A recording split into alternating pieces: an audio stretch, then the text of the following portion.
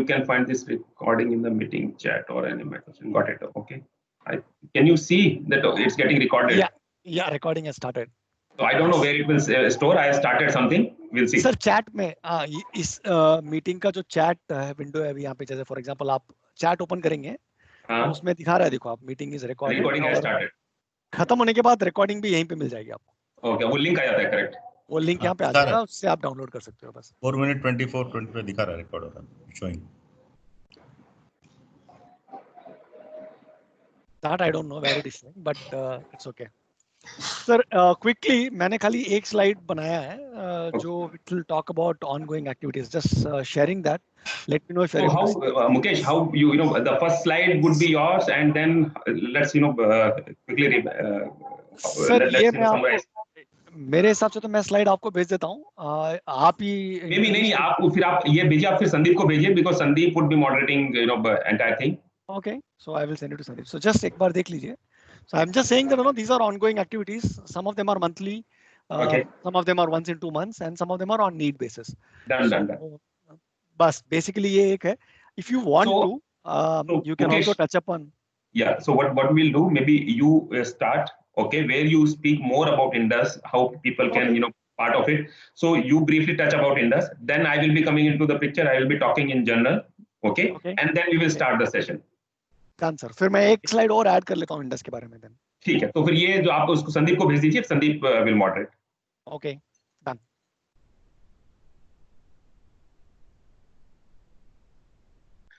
Morning में हमने अपना BPCL, Indian oil, ONGC, Cairn सब जगह बात किया कि to ensure maximum participation as well. बढ़िया है सर,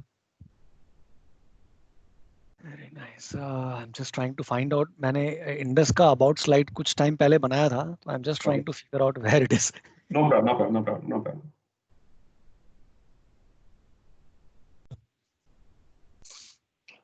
अपना कपिल वगैरह भी ज्वाइन करेंगे ना? Kapil, Yeah, Manoj, Kapil will be joining. Sundar sir also might will be joining. Yeah, mostly. सुंदर भी करेंगे?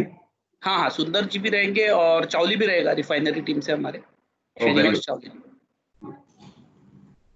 Most likely Shyam sir also will join. अच्छा, श्याम भी रह रहे हैं। Very good. हाँ, most likely he will also join. He was telling me, so most likely he will be join. नहीं, हमको इसी प्लेटफॉर्म को थोड़ा बड़ा करना है, so that we learn from each other, what others are doing, etc. Exactly. Actually, we are in the learning phase only now. I can say from all of you.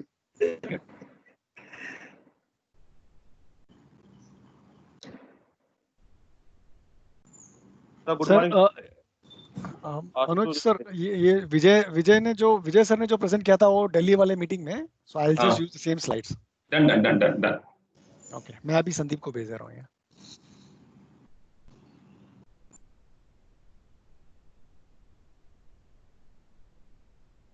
Wow. Otherwise, how are things, sir? Yeah, things are okay. मेरा email client is not working for some reason. अरे वाह। तो web mail से? So web, use web. पता नहीं क्या चक्कर है। See, इस टाइम पे the biggest thing I'm worried about, there should not be a hardware failure. That's the biggest worry. Right from any laptops to any other thing, it should not go bad. Correct, absolutely. I'm just trying to save it in my test. Sandeep is here now. Great.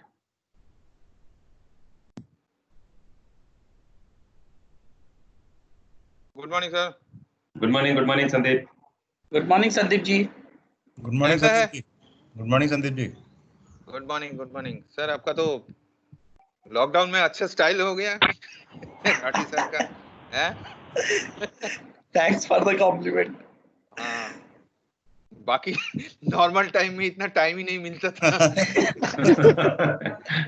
नहीं, अपना आनंद राठी ने सही बोला था, we were not having courage to do experiment for ourselves. that was So because we all have 2-3 phases, phase for ourselves, phase for family, phase for outside, phase for colleagues, so now this time is where you could do what you wanted to. Good. Sir देखो, इतना बड़ा experiment मैंने किया है। I asked my wife to cut my hair. अच्छा कर लिया. In fact, my daughter cut my hair. Whatever left over.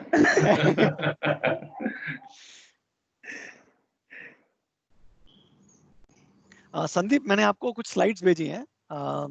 So I will. अच्छा, ऐड करना है क्या?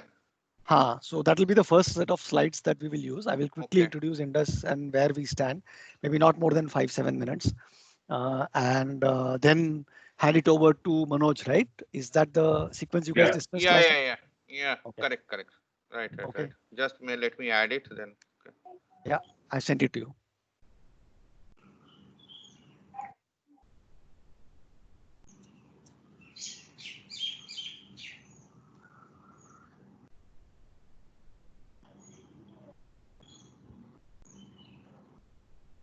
ये लॉकडाउन में खाली दो चीजें अच्छी हुई हैं सर. एक तो ये कि ट्रैवल टाइम बचा है पूरा, इधर से उधर से इधर जाने का. which means that वो जो टाइम बचा है ना, वो दो जगह यूज हुआ है सर. या तो और ज्यादा मीटिंग्स हुई हैं, या फिर बीवी बच्चों के साथ थोड़ा टाइम स्पेंड करने को मिला है. Correct. या फिर मेरे केस में कुछ एक्स्ट्रा पढ़ने को मिला है. Very good. Correct.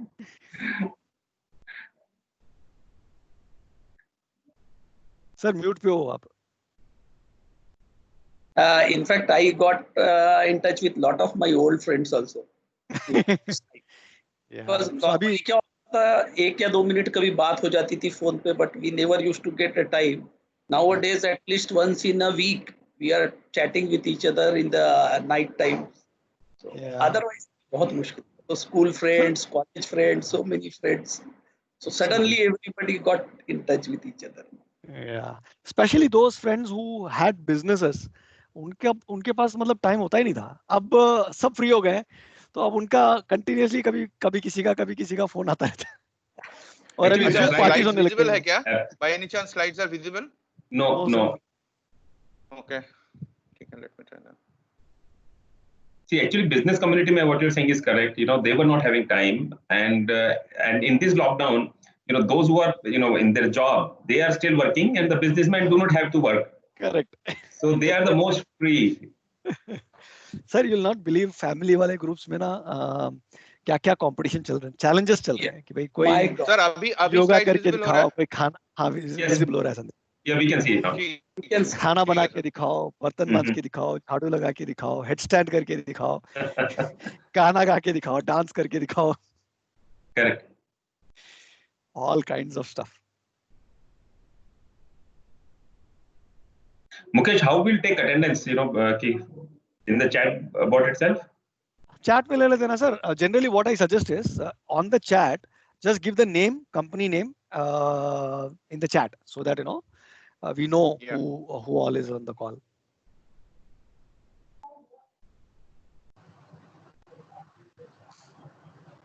वैसे चैट में आपको नाम दिखाई भी दे रहा है ऑलरेडी. नॉट सबके नहीं दिखाई दे रहे हैं, बट जैसे फॉर एग्जांपल सारंग ज्वाइन किया है, संदीप ने ज्वाइन किया है, श्रीनिवास राव ने ज्वाइन किया है, निवेदिता कामत ने ज्वाइन किया है, निखिल चतुर्वेदी ने किया है, Kapil. So we just need to ask them to just like what Srinivas. Yeah, this is the right. Srinivas Rao from HPCL Mumbai. Kapil Tekchandani, HPCL Mumbai. I think that's better. Yeah. Correct. This is that will be sufficient. इतना ही खाली चाहिए. बस. संदीप, फिर आप ये ले लेंगे ना एक्सेल में अपना अटेंडेंस वगैरह? हाँ, बाद में मैं उसको कॉपी कर लूंगा basically. I will just copy it. Sir एक और काम कर सकता हूँ मैं, यहाँ पे जो ऑयल एंड गैस का हमने व्हाट्सएप ग्रुप बनाया था, उसका लिंक भी डाल देता हूँ. So people, if someone wants to join the WhatsApp groups, they can join. Yeah. So 10:57, I think we have 2-3 minutes, and then we can start the INDUS part. It's both compact है session. But let's wait for some, participant. We have participation only from HPCL, HMEL, and SIP only now. Yeah. People will join, sir. Don't worry.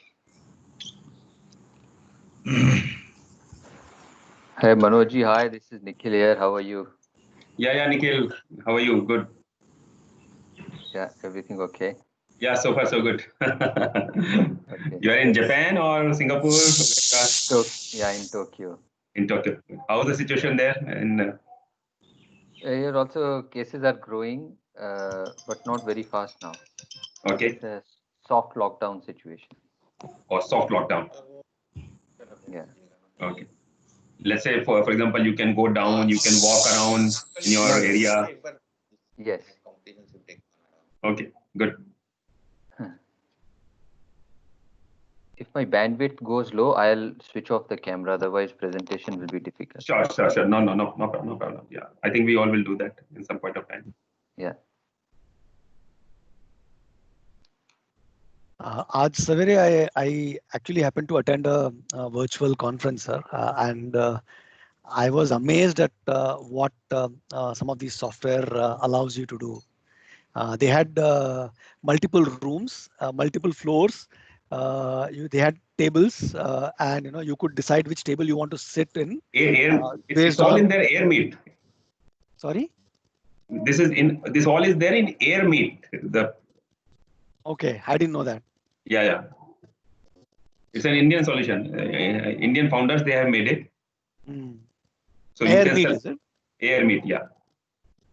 Hi everyone, this is Udain here. Yeah, hi Udain. Hey Manoj.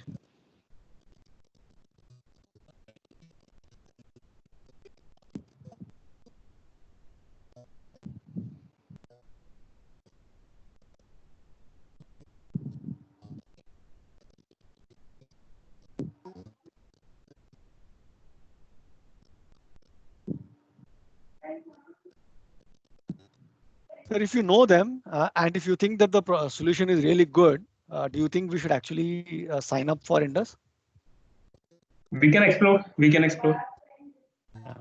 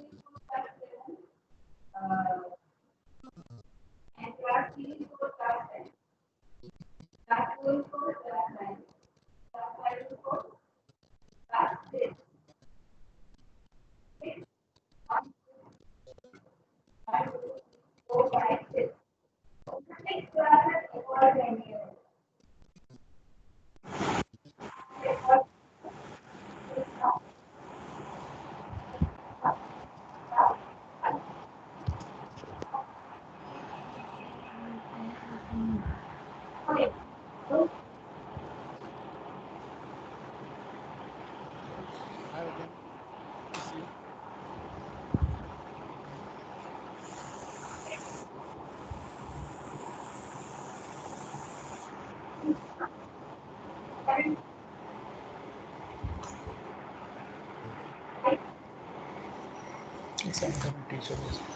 Some other in t-shirt also. How you know? And after completing this class, it is better in the market. That also has to be with color. See there, that is something. Hello Manoj, how are you doing?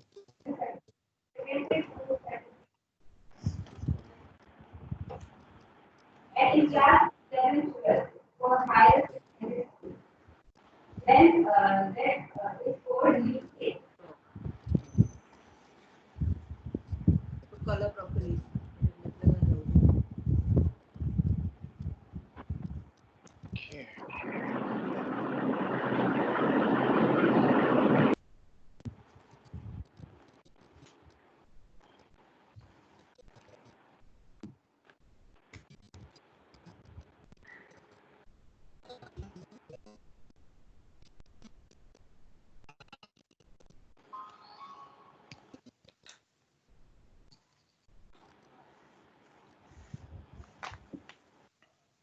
Sandeep, would it be possible for you to give me the control? I have already given. Oh, okay. Yeah. I don't seem to have the control though.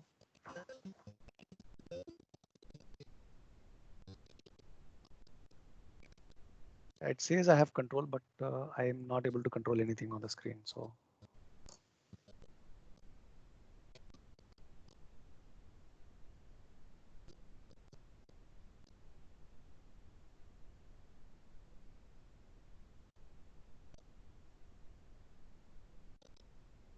Okay.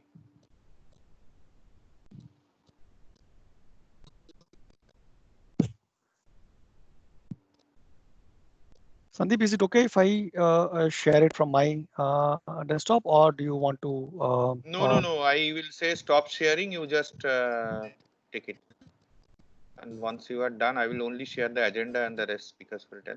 So then you can take it over. Let me know if you're Stop able to sharing. see my screen.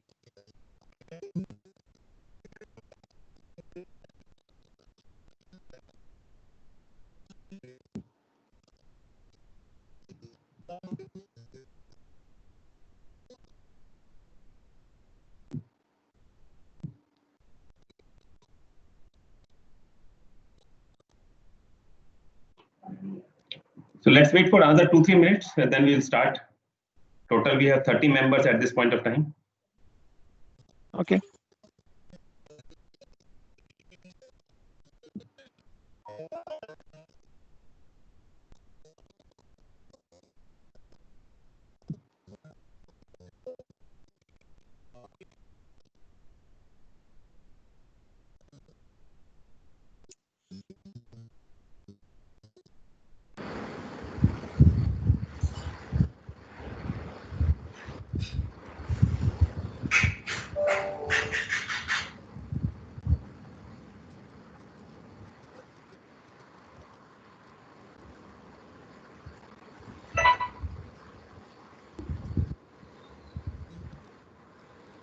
The person you have called is speaking.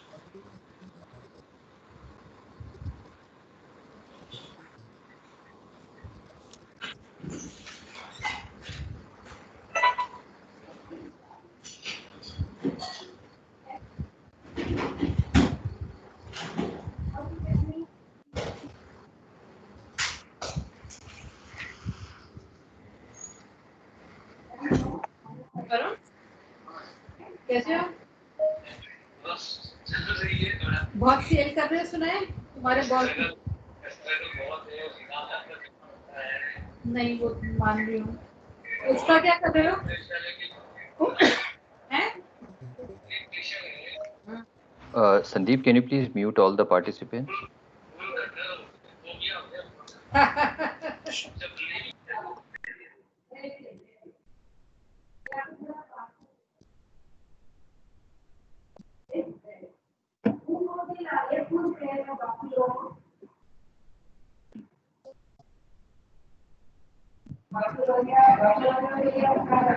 Yeah, Mukesh, let's start. I guess we are total 35 members at this point of time.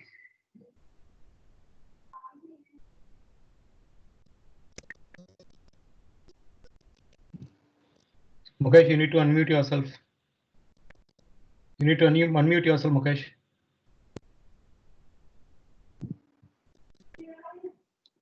No, not yet.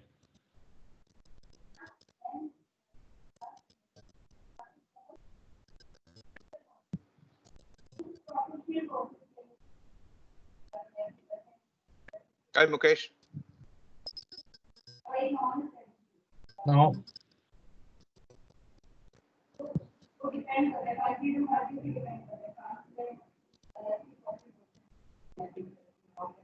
Mukesh, you are mute.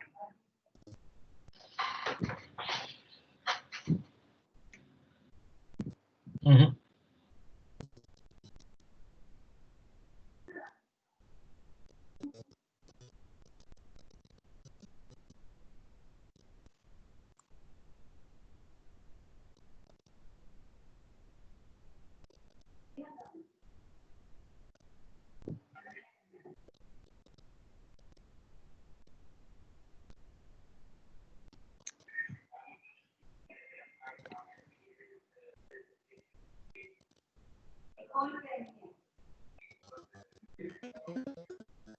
I think Mukesh has some problem. Then we should.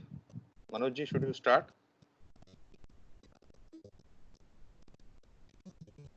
Can you hear me now? Yes, yes. Yes, we can hear you. Yeah. Okay, super. So let me just share my screen. Just let me know if you are able to see the slides. Yeah, we can see your slides. Yes. Yeah. Okay. Super. So thank you everyone for joining the first Indus Oil and Gas Special Interest Group meet for 2020.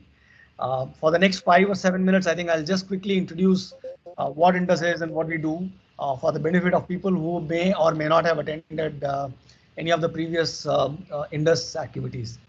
So Indus is the SAP user group for Indian customers who use SAP here in India. It's an independent body, which means that Indus has its own bylaws. It's registered as a separate body. Is not run by SAP. So it's run by customers for customers. We have about 1,500 SAP customer organizations who are members of the user group. Primarily operates using the chapter and SIG model, and is run by a voluntary board of directors, 12 CIOs of SAP customers of different sizes, different industries, and and one SAP executive liaison, which is me supporting the board of directors. So here is a list of board of directors that are currently active. You can see that we have 2 board members already on this call, Vikas from Nayara and Manoj from HMEL. And if you look at it, you'll find people from across industries. You'll find organization of all different kinds of sizes and all different kinds of businesses as well. So owner operated run corporates, really large, not so large, all kinds. So they represent the Indus with SAP in all the executive meetings that we do with Indus. So when I said chapters and SIG model, chapters are typically geographically co-located customers coming together and talking about topics which are common across all customers. It doesn't matter which customer, which industry you're from, what your size is. So for example, some of the topics that we cover in these sessions are around enterprise support, around licensing, around new product introduction, around all of those things which are common across all industries. And then we have special interest groups. So these special interest groups can fall in one of 4 categories. So right now, because of the COVID, I think we moved all of these special interest groups to a monthly or a virtual format. So we have 2 functional SIGs running currently, which is one is the HR special interest group and one is the procurement special interest group. They meet every month, a fixed day, fixed time. Same with 3 SAP solution specific special interest group. One is cloud platform special interest groups, one is S4HANA, and one is for ALM. Apart from ALM, the other 2 meet on a monthly basis as well. Then we have 4 industry-specific user groups that are running special interest groups. Retail, automotive, utilities, and oil and gas. Retail and automotive meet once in 2 months. Oil and gas is the first one. Utilities, the first one is going to happen next month. And then we can decide now how often we want to meet virtually.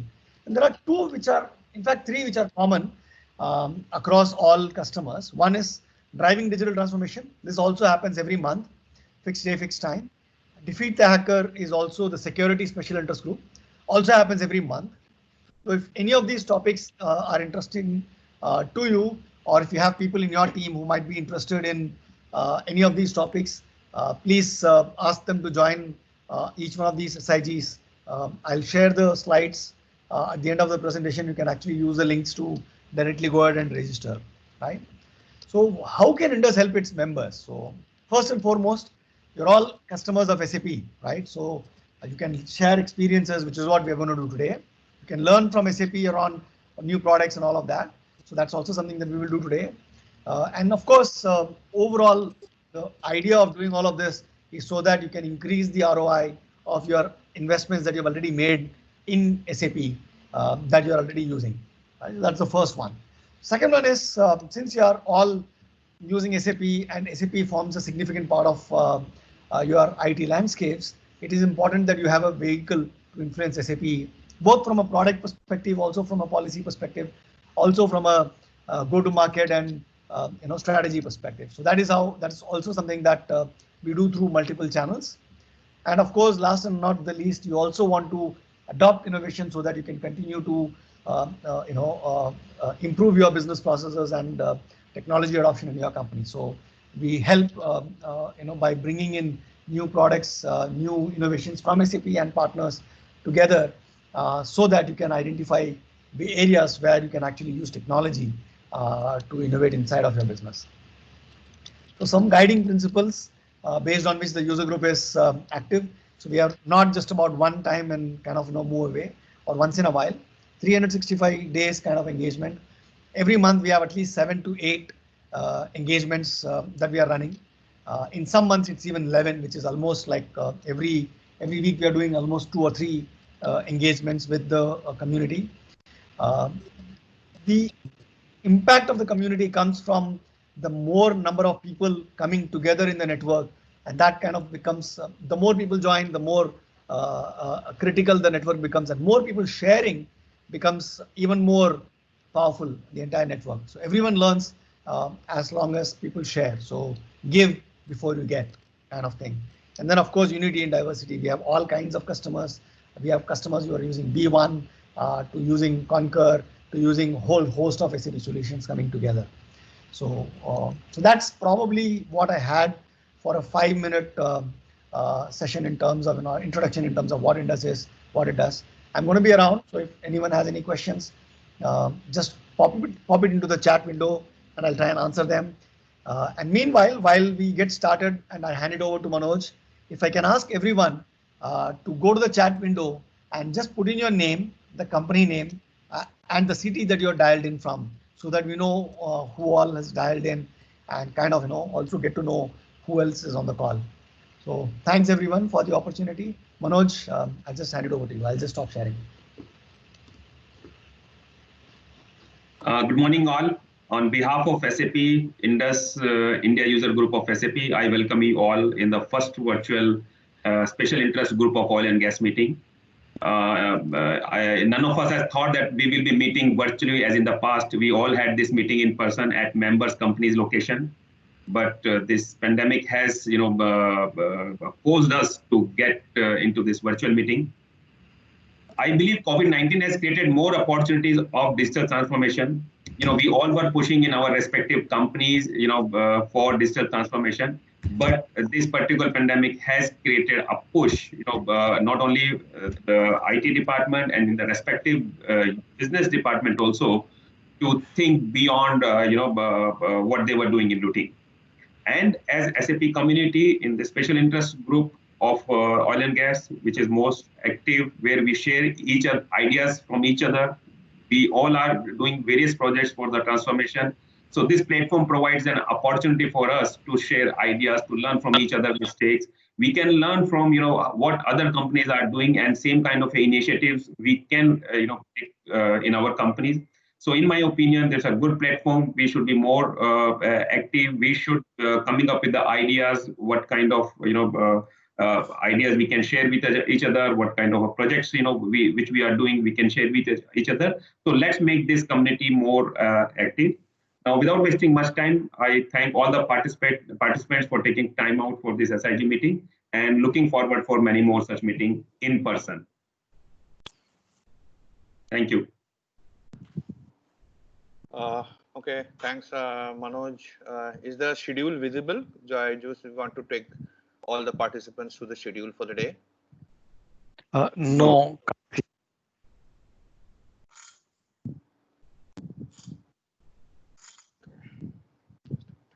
No, not yet. Not visible.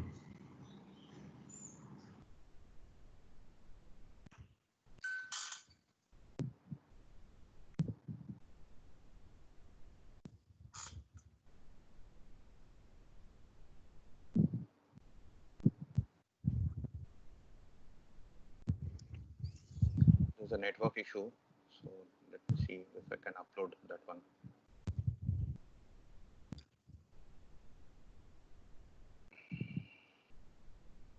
So would you want to share it with Manoj so he can share it? He can share,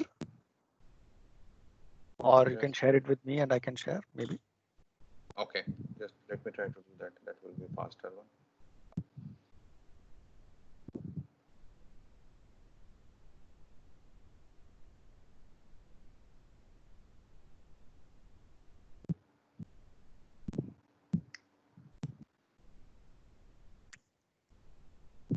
the presentation is too large to be shared.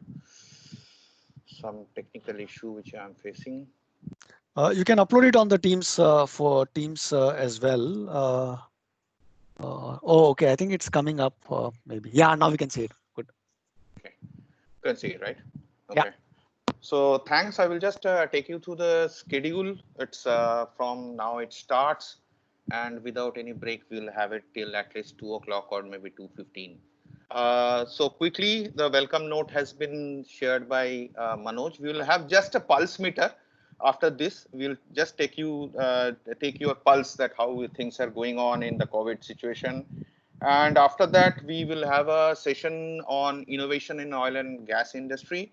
This will be taken by Nikhil and Mani. Of course, Mani is a little bit delayed, and so Nikhil will be taking us through the innovations. In fact, he is also the innovation lead for SAP.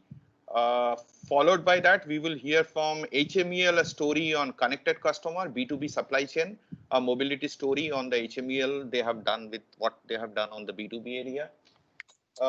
After that, from the customer, we move into the assets. Let's hear from Raj Singh of SAP UAE, the story which he wants to share on connected assets on mobile asset manager.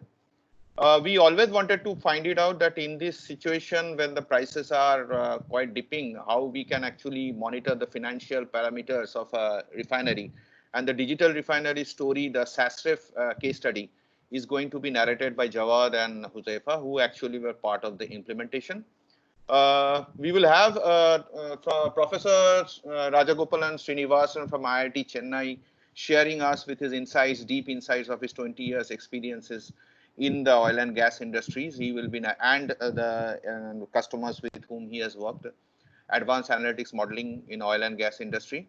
The largest one of the digital transformation which is going on in the country by Indian Oil is going to be narrated by EDIS on the strategic IS, Mr. Alok Khanna. And the penultimate session is the analytics and innovation in oil and gas, how SAP is trying to handle this analytics part of the advanced analytics, the architecture and some of the use cases, but from our platform and technology team, Sandeep Rastogi and Varun.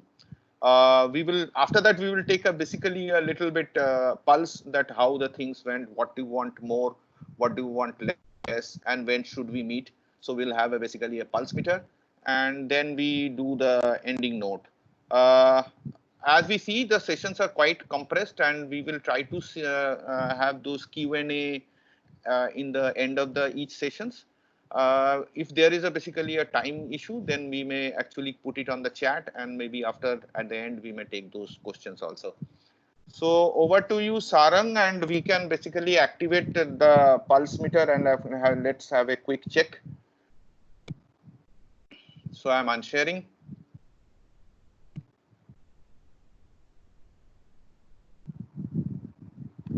Sarang, you're there? Yeah. So you can tell basically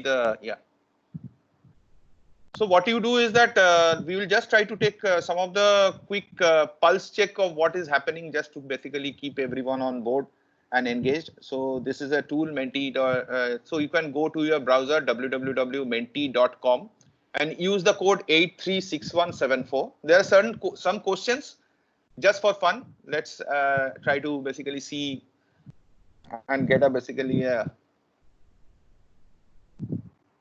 pulse of the events which are happening. So I believe you have logged in. All of you have logged in.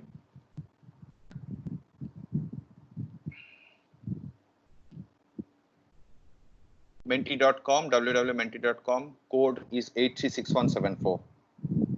Let me also go there.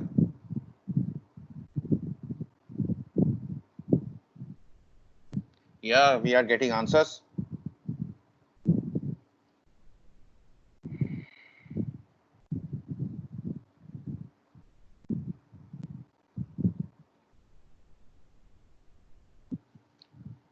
Something more to come should come.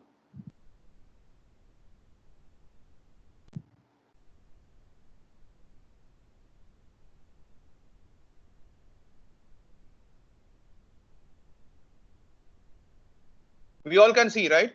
So we are still missing our friends, colleagues. Yeah.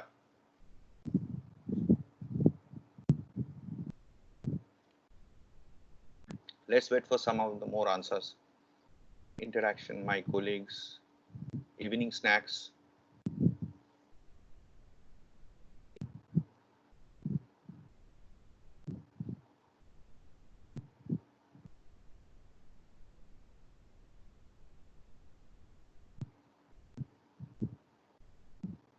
Good. So most of us are sharing the same feelings.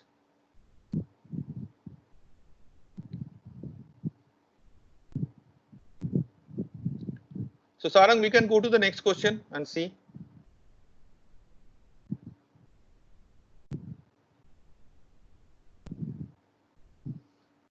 So what area needs your maximum attention during lockdown? We have put some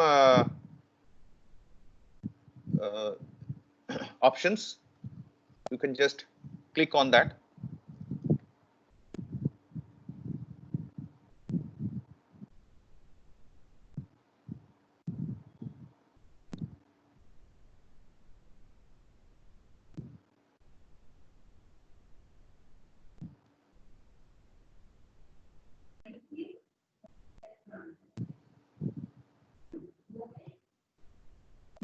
Sandeep, I guess question has not come on the. Sarang, I think it's the question is not coming on the mobile. Yeah, in the same case also, it's not getting refreshed. Can you just refresh it? Need to go to the second slide actually.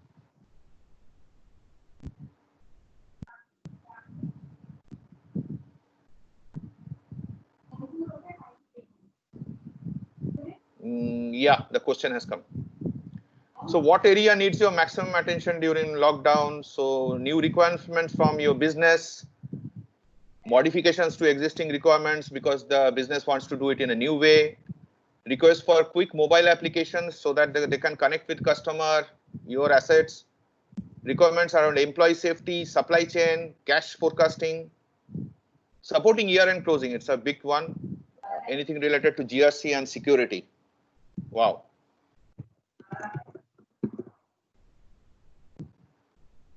So initially there was a good tussle between requests for 3 and 4, but now we are seeing more mobile. Mobile is getting more attention.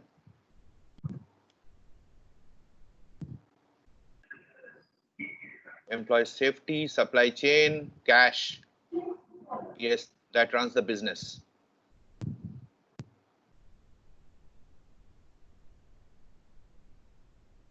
Well, 19, 21, 22, 22 response. So we are yet to get another 10. We are waiting for the 10 to come.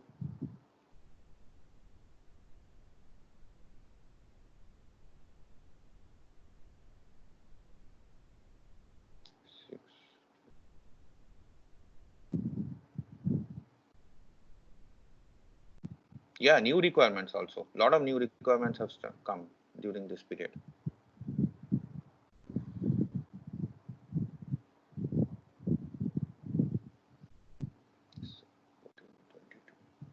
'26, we will expect some more to come.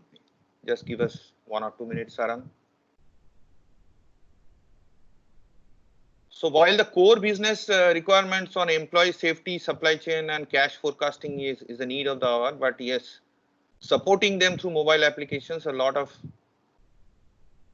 importance has come. Probably this gives a good pulse. 14, 9, 23, 25, 27. So we have 27 response. I think more people will be joining. So yeah, so we can share this Sarang letter to all the participants. It's an interesting revelation, and we can go to the last question before we start our session. Over to you, Sarang. So during lockdown, yes, the lockdown is going to be seized sooner or later, but let's try to see that what area will need our maximum attention after situation is normal again. We have seen some more participation in last 1 or 2 minutes. I will request the recent participants to go to www.menti.com and use the code 836174, and you can give a vote to it. So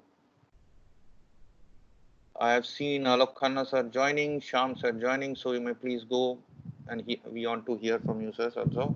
Menti.com and use the code 836174, and let's hear out. www.menti.com.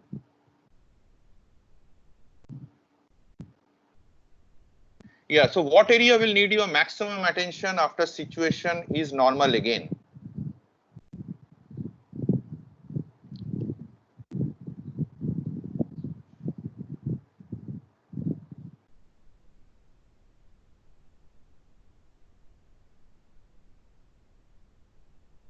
Wow.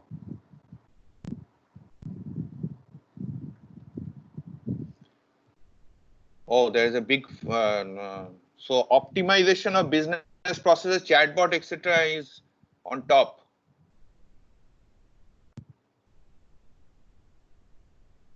And this last part also, we have taken some insights from McKinsey also and have put this type of questions.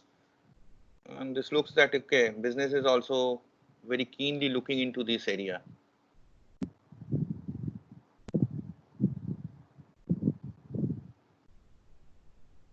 "29 respondents, very good. So 30, let's hear.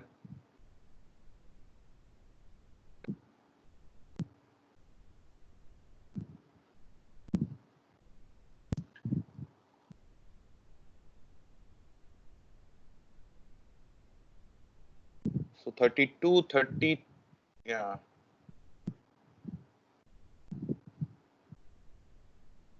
33, and last. Last one should be me.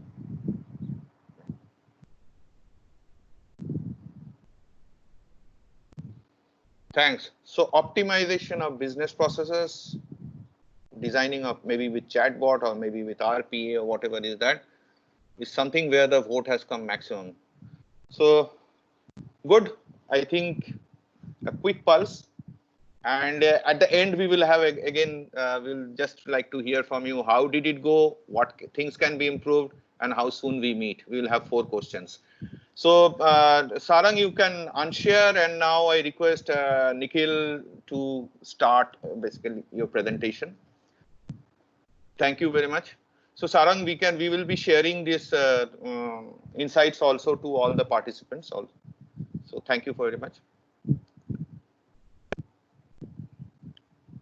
So over to you, Nikhil sir.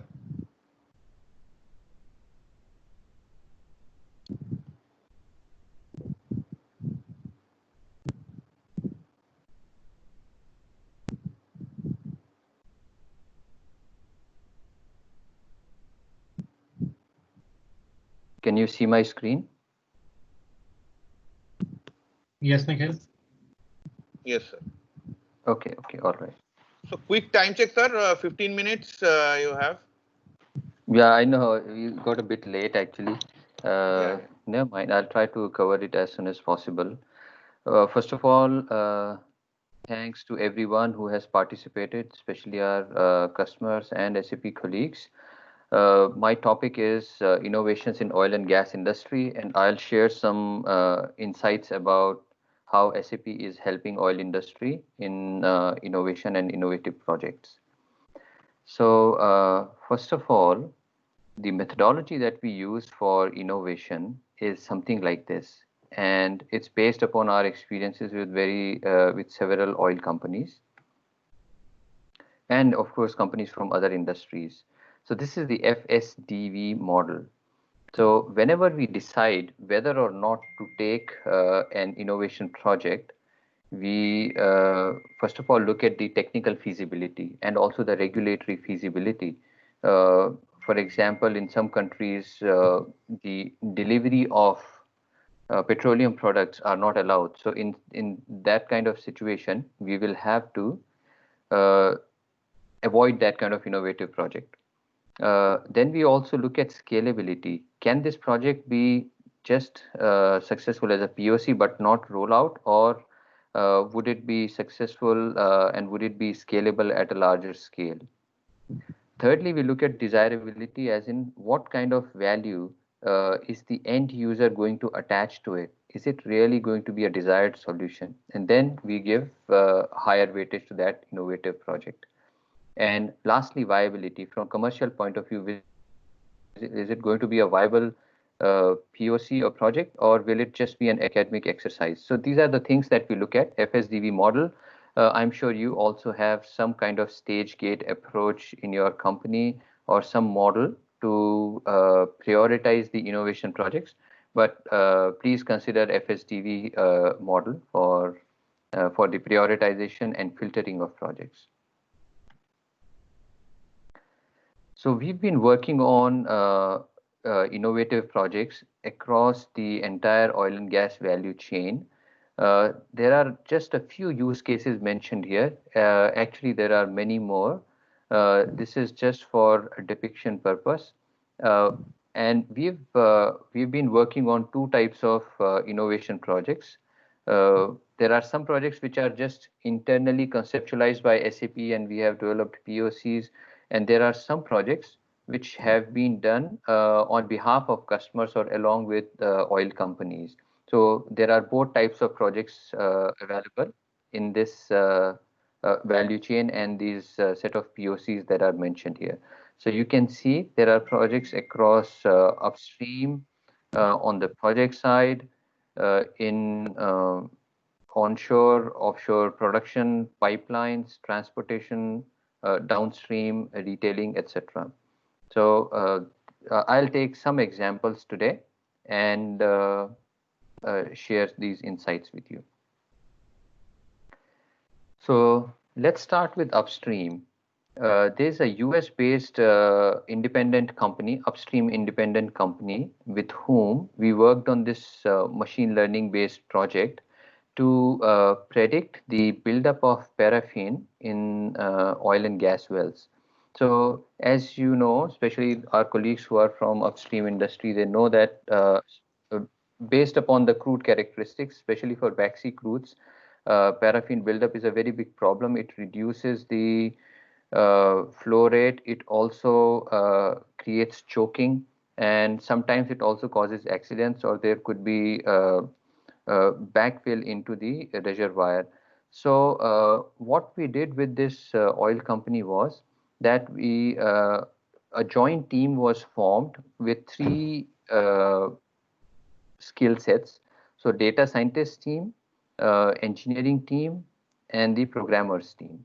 And usually we have noticed that the oil and gas industry runs these new technology or innovation projects with these three skill sets in a team. So this team extracted about 90 attributes using the HANA platform. So they are using HANA platform as a unified database for IT and OT related data. And these 90 type of data types were like flow rate or pressure buildup, and the characteristic or assay testing of crude oil or crude oil that's coming out. So lab tests, sampling tests, etc. So there are various types of data that they used. And then we built up these machine learning based algorithms for predictive analytics of the extent of paraffin buildup. So this was a very interesting POC which was done with them.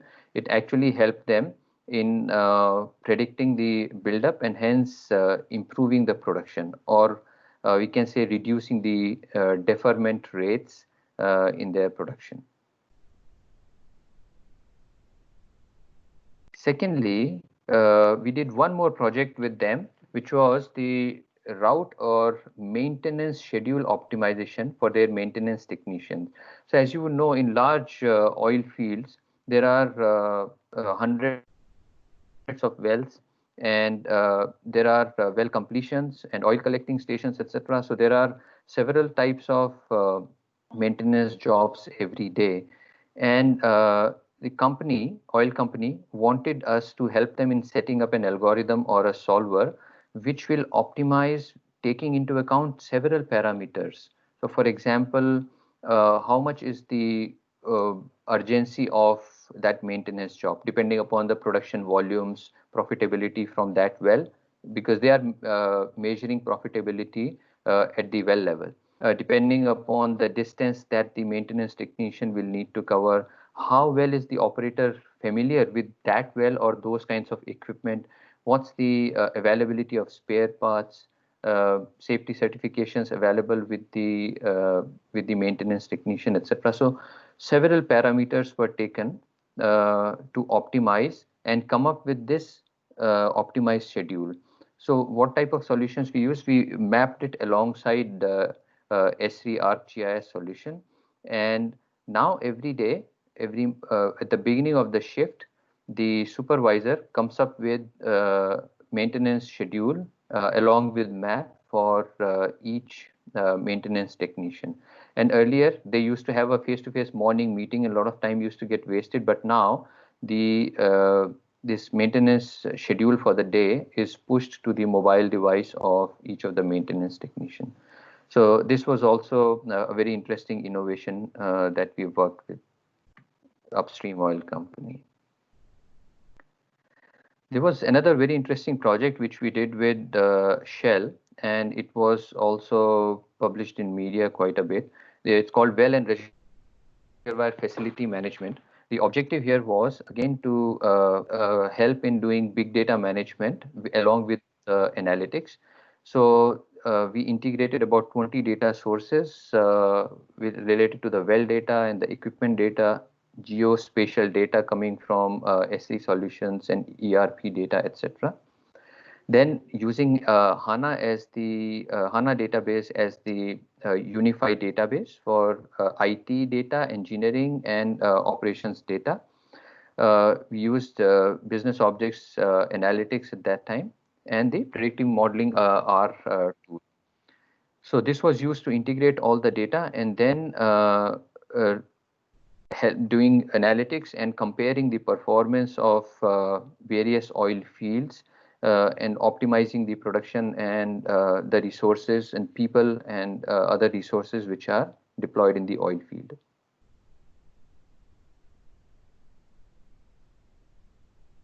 There are some more details available in the slide in the annexure, which we will share this slide deck with you. So please feel free to read them in detail and come back to us if you have any questions. From upstream, now we move to midstream, and there's an example of, by the way, I forgot to mention that in this case, we also prepared a reference architecture for them so that Shell can roll it out to their various locations. For example, it had multi-layer architecture, including the data capturing, then data integration and assimilation, then analytics, and then presentation layer. So this was a multi-layered architecture which was developed for them. Coming to midstream, now we have situations where pipeline companies have thousands of kilometers long pipeline, and it's very difficult for them to monitor the corrosion situation. So even though we have telemetry for a long time, which helps us in identifying pipeline leakages, etc., but corrosion is slightly more difficult to assess and quantify. So first of all, this oil company was facing a situation where these chemical modifiers that we inject into the pipeline, what is the optimum concentration? There was no scientific way for them to calculate. They were doing actually based on the empirical evidence and age-old knowledge. They also had a lot of regulators, valves, equipment, etc., that were very old, and there was no way to digitize them. And it will be a long-term project to replace them by IoT-enabled sensors, etc. And they were also getting information from pigs. So it was important for them to assimilate all that information and come up with predictions and precisely determining which section of the pipeline is more prone to corrosion. Okay, so what we did was integrated various sources of data, as I mentioned, and the data of inspection, pipeline inspection data that was coming in from operational sources, a lot of core business related data like financial and maintenance data from ERP. And then they also have OSI Soft BI historian server. So the data coming from that. All that was integrated in unified HANA database. And then what we did was we built up this machine learning based model, which will take all this data and help in predicting where the corrosion will increase. And of course, it will take time to for this model to be trained completely, but the results are very encouraging. And we also integrated it with the ArcGIS solution so that the geographical mapping of the pipeline can be done. So it's easier for the maintenance and operations people to precisely determine where is the more higher possibility of corrosion and leakage. So there are various types of reports also which were created here along with this solution that are mentioned here, and quite beneficial because now it's easier for maintenance and operations colleagues to precisely identify which are the high risk areas and get a full view of the pipeline system.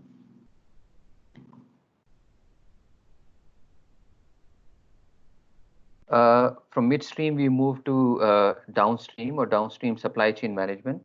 So there's an oil company in Southeast Asia. It's a national oil company with whom we worked on this project, wherein the customer demand, they were facing a problem where the customer demand for fuel, especially at the gas stations, petrol pumps, keeps fluctuating, and there are lots of unplanned peak demands. And when that happens, they have to suddenly ramp up their transportation capacity. So they wanted to have a more systematic view so that they can predict the forecast of fuel demand and accordingly transportation capacity required. So what we did was that first of all, these dispatch analysts didn't have a centralized database and any program which can help them in optimizing the dispatch planning, etc., and also avoid this out of stock situation. So they wanted to avoid both the extremes like any other oil company. So again, we helped them through this HANA database and unified it, integrated it, and took data from various sources like historical demand, which was coming from their CRM system. But actually, the CRM was also not deployed in all the business units. So in some places, it was data coming in Excel format. Then their sales planning data, sales forecast data, the depot inventory data or terminal inventory data, you can say, and various type of truck masters, which were anyway outsourced. So it was coming from outsourced 3PL companies. And then a machine learning based algorithm was developed to model this daily demand, how much will it be for per product, per location, etc. This model is also under training. Now it has undergone, it's been trained for a long time now. And this algorithm was also able to tell them what will be the target opening stock, target closing stock, forecast actual targets, openings, closing stock, and opening stock, etc. Okay. So it has also actually helped them in avoiding the situation of stock outs or suddenly when the demand peaks going for higher priced trucks and tankers, etc., from transportation companies. So these have been the benefits of project with this downstream company.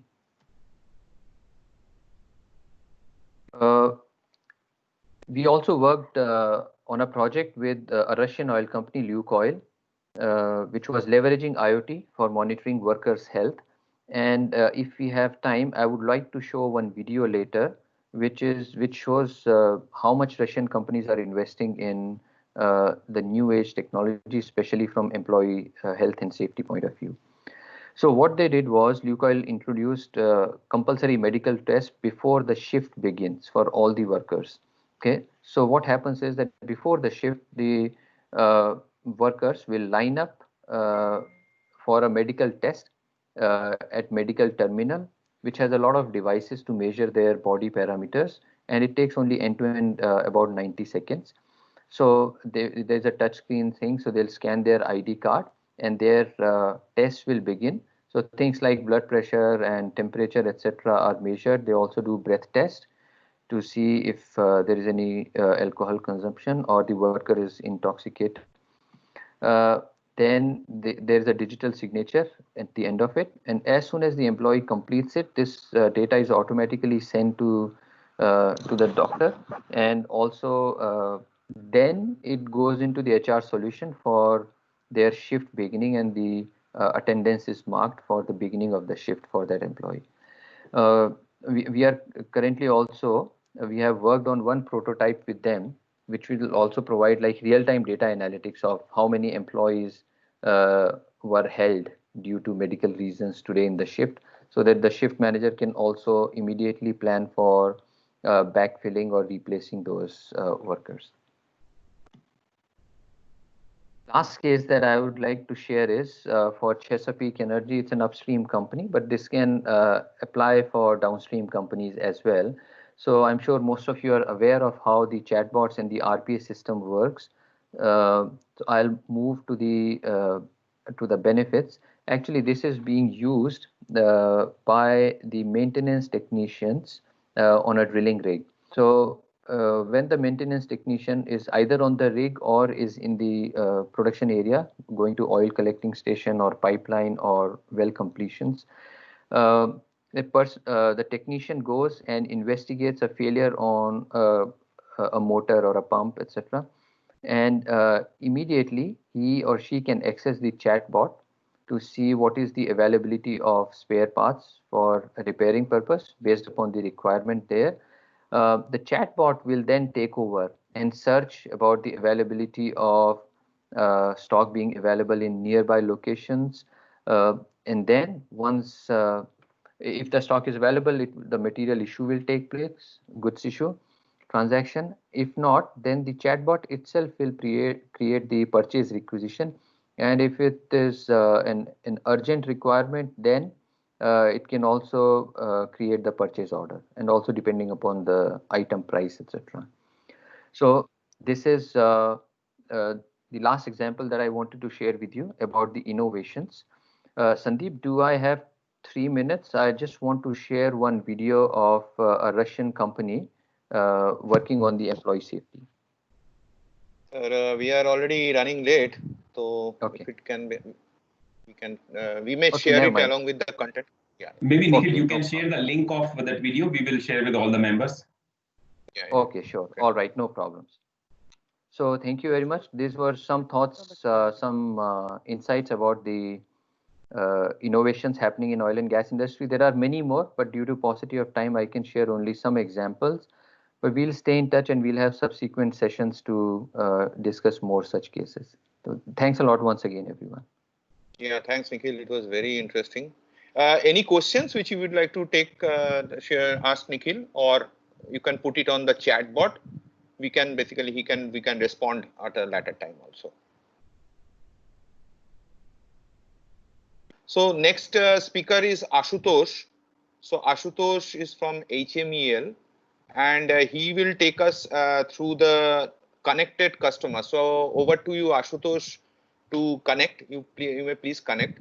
Ashutosh manages the marketing supply chain processes in HMEL, and he is going to speak on a length on how HMEL is able to has developed the B2B customer platform, and speak more on that. Thanks so much, Sandeep. It was very nice to have to work with you after such a long time after the implementation. Thank you. And good morning to all. You are sharing your screen, Ashutosh? Yeah, yes, I'm just sharing my screen. Okay. Thank you, Ashutosh.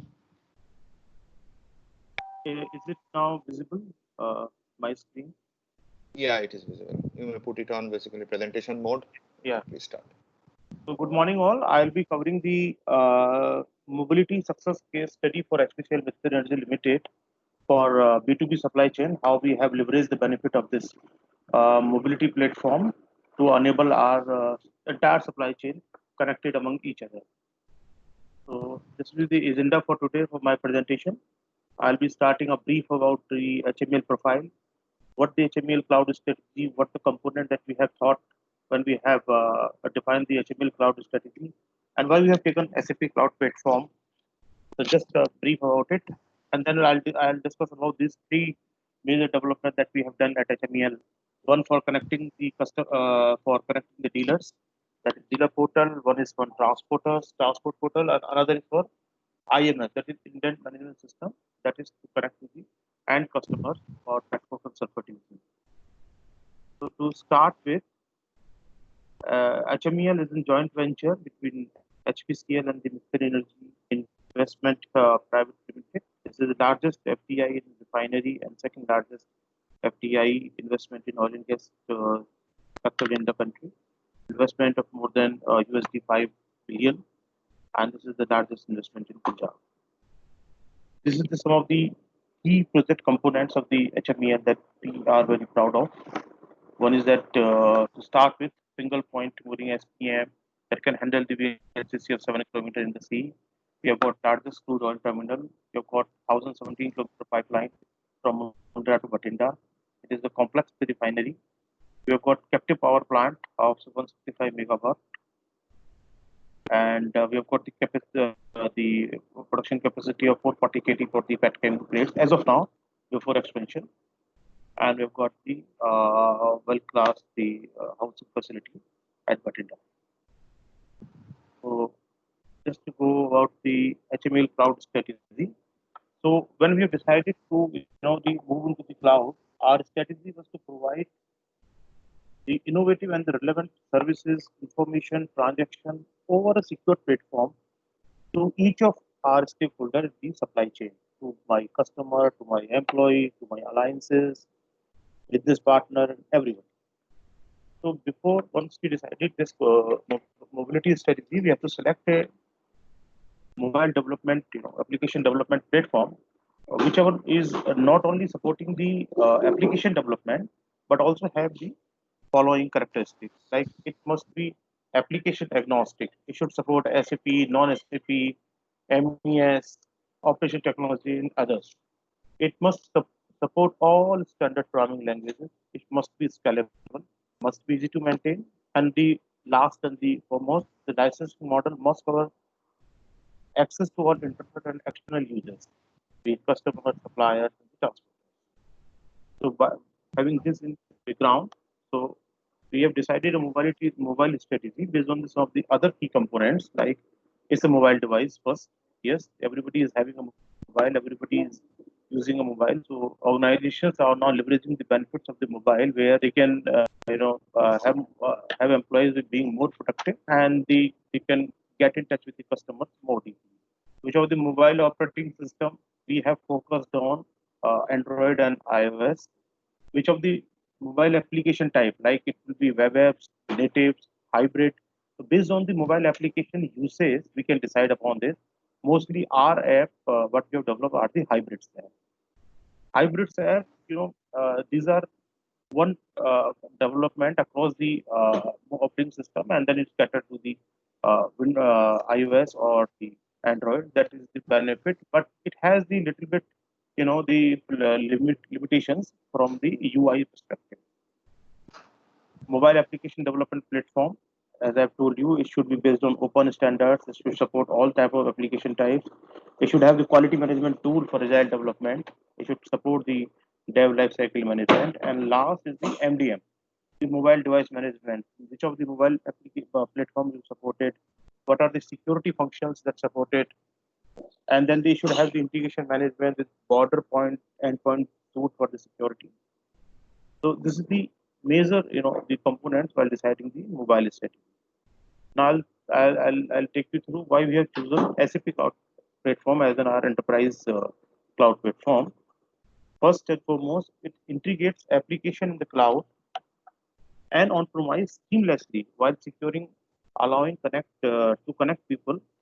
So it integrates the SAP and non-SAP both seamlessly. And whenever the people are logging onto my database, my ERP, it has been authenticated on cloud itself. So that is the major advantage. UX, the user experience is consistent across all the end devices. It has the capability to connect B2B, B2C. We have the access to business process APIs that is developed on SOH, S4HANA, Ariba. So it is lying as per the future roadmaps of the SAP developments. And yes, I have told you integration with non-SAP systems and allows to leverage the non-SAP data. With this functionality, we have developed one of the most popular application in our company, that is movie booking. And this is the most widely used application in our company. The typical SAP cloud platform architecture. The customers are logging to the cloud, and here only with the IDEM, they are getting authenticated. And whenever they are connecting with the SAP, the backend, they are coming through a secure channel through a cloud connector. So this is the architecture that we have followed. Now, if I'll talk about the our development, the dealer portal, we'll talk about, this is the completely supply chain that I am portraying here. So the sales employee, dealers, and the customer, there are three entities, the major entities in the entire supply chain. If I'll talk about the dealers and the customers are the core to the supply chain, and dealers are, this I'm talking about the polypropylene supply chain.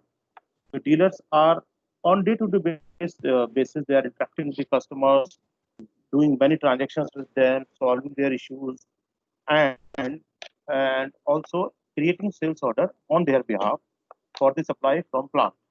So they are creating sales order for the supply from plant or supply from their own depots or supply from consignment stockist depots. So there are three types of the sales order that the dealers are performing.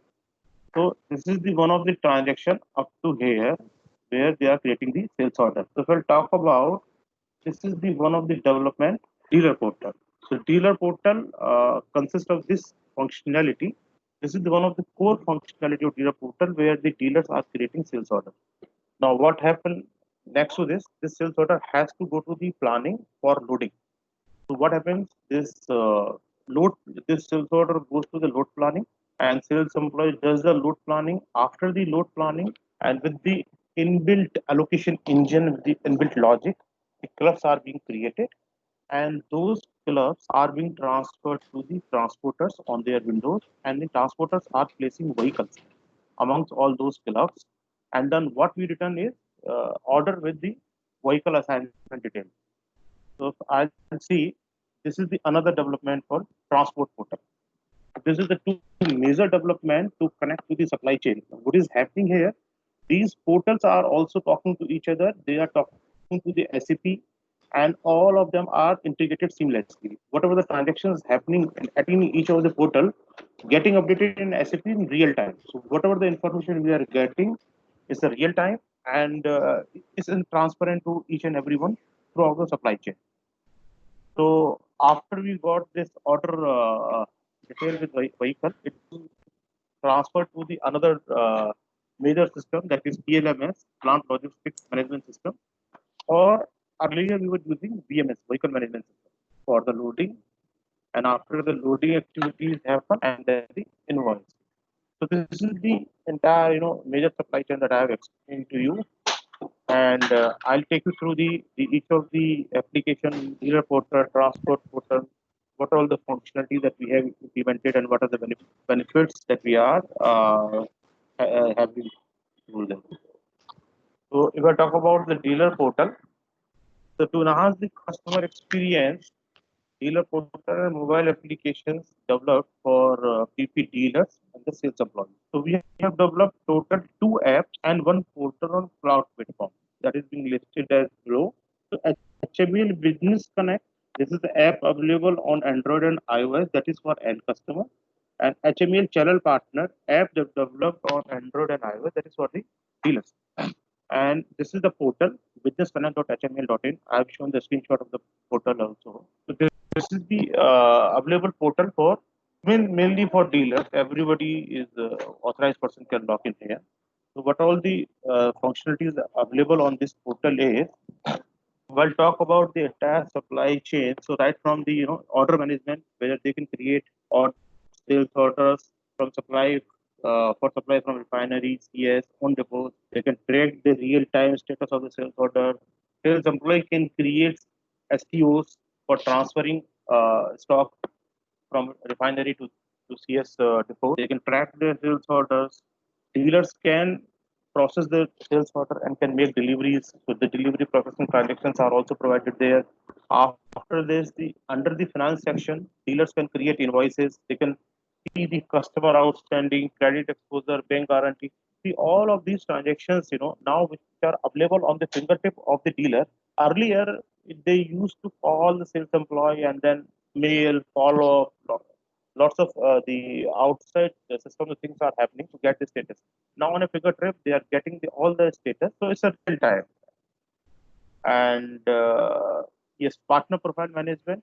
Customer, whenever the customer is onboarded, dealer is placing a request for onboarding the customer, and then after the due diligence and the approval, the customer is getting registered onto the portal. And some of the mail notification functionalities are also there, where the automatic mailers are triggered, or dealers can go to the particular application and can have this details on the mail. So this is the entire features that are talked about for the dealer portal. Let's go to the transport portal. As I have explained you, transport portal is basically available for the transporters to place vehicle for their allocated loads. Now, before this implementation, what was happening? We were having a transport portal, but that was running on Joho platform, and that is independent from SAP. So what we were doing, we were downloading the data from SAP for eligible load, uploading there, making planning there, and then again the cycle goes on, again downloading and uploading there. So in that case, what was happening? There are the chances of errors. Errors were happening. Loads is being physically truck has been loaded, but again it is available. It is showing as an available for placement of vehicle on portal. So these two systems were not talking. So after this development, now what has happened? We have developed the transport portal for polypropylene. It has been now designed for real-time load allocation, 24 by 7 without human independence. We have run this system earlier, manually, but now allocation engine has been set to run after each and half an hour, and then it is doing the load allocation as per the logic built in the allocation engine, real time without any human dependence. And yes, it is obviously integrated with SAP that is making this robust tool for handling the dispatch. So, Ashutosh, sorry, time check, please. Try to complete it in the. Yeah. So I'll talk about the shift 3 minutes more. So this is the functionalities that we have provided on transport portal, like club manage, truck manage, club quantity approval. So this is the all the functionalities have been listed here. So one of the functionalities that we have provided and is unique is that the quantity approval. Say there is a club which have been of 24 ton, but transporter says, can I place a truck of 26 ton here? So that request is getting generated on portal only, and going to the sales employee after the approval, the sales order getting changed automatically. And another one is the early arrival approval. Something a truck comes for the loading early before it's a scheduled arrival time, then system is blocking automatically, and then based on the approval only, this is allowed for the load. This is the transport portal. Let me talk about the another development, that is IMS. So in this IMS, this is for the petcoke sulfur supply chain. Sales employees were interacting with the customers, and sales employees were giving their allocation, that there's so much of the material, this for this grade is available for you for this defined period. This was all happening on over the emails and the on action sheet. Now, after development of this portal, what is happening now? Sales employee is giving allocations for group customers, for individual customers, different type of allocations to the customers. And now customers who are interacting with the transporters are placing indent with the vehicle details. And now this is the part of the indent with vehicle. Indent is nothing but the sales order is going to the PLMS for loading and invoicing. So yes, this is the system that we implemented, allowing marketing sales officer to allocate materials to different customers and traders through online portals, and they are in turn placing the vehicle request to lift the materials. So this is the major functionality that has been provided as part of this portal. Location by sales employees, create indents by end customer, indent tracking, and vehicle registration request. There are some of the benefits like seamless information flow from customer to the marketing coordination of the office staff. Sales employee can plan for single or group customer. Customer can view real-time information. Customers can now block their pending sales order, which delivery is not yet created. Sales employee can make now the allocation is restricted or open. And this entire system has brought transparency, providing real-time information to all stakeholders, which is, yes, again, enhancing the customer satisfaction. That's it from my side. If any question and answer, that's all. In the interest of time, I will request to put the questions on chat, and then we can respond over email. Okay. Thanks, Ashutosh. Yeah, thank you. Thanks a lot. Raj, now I request Raj Singh. You may, Ashutosh wants answers. Raj, you may please start sharing your screen. So the next session. I want to. Yeah.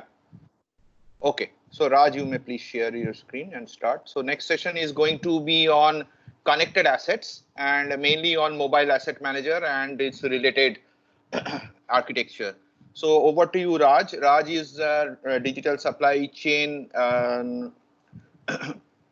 expert coming from UAE. So Raj, you have 20 minutes. Thank you. Just give me a verbal if you can see my screen. Yeah. Okay, great.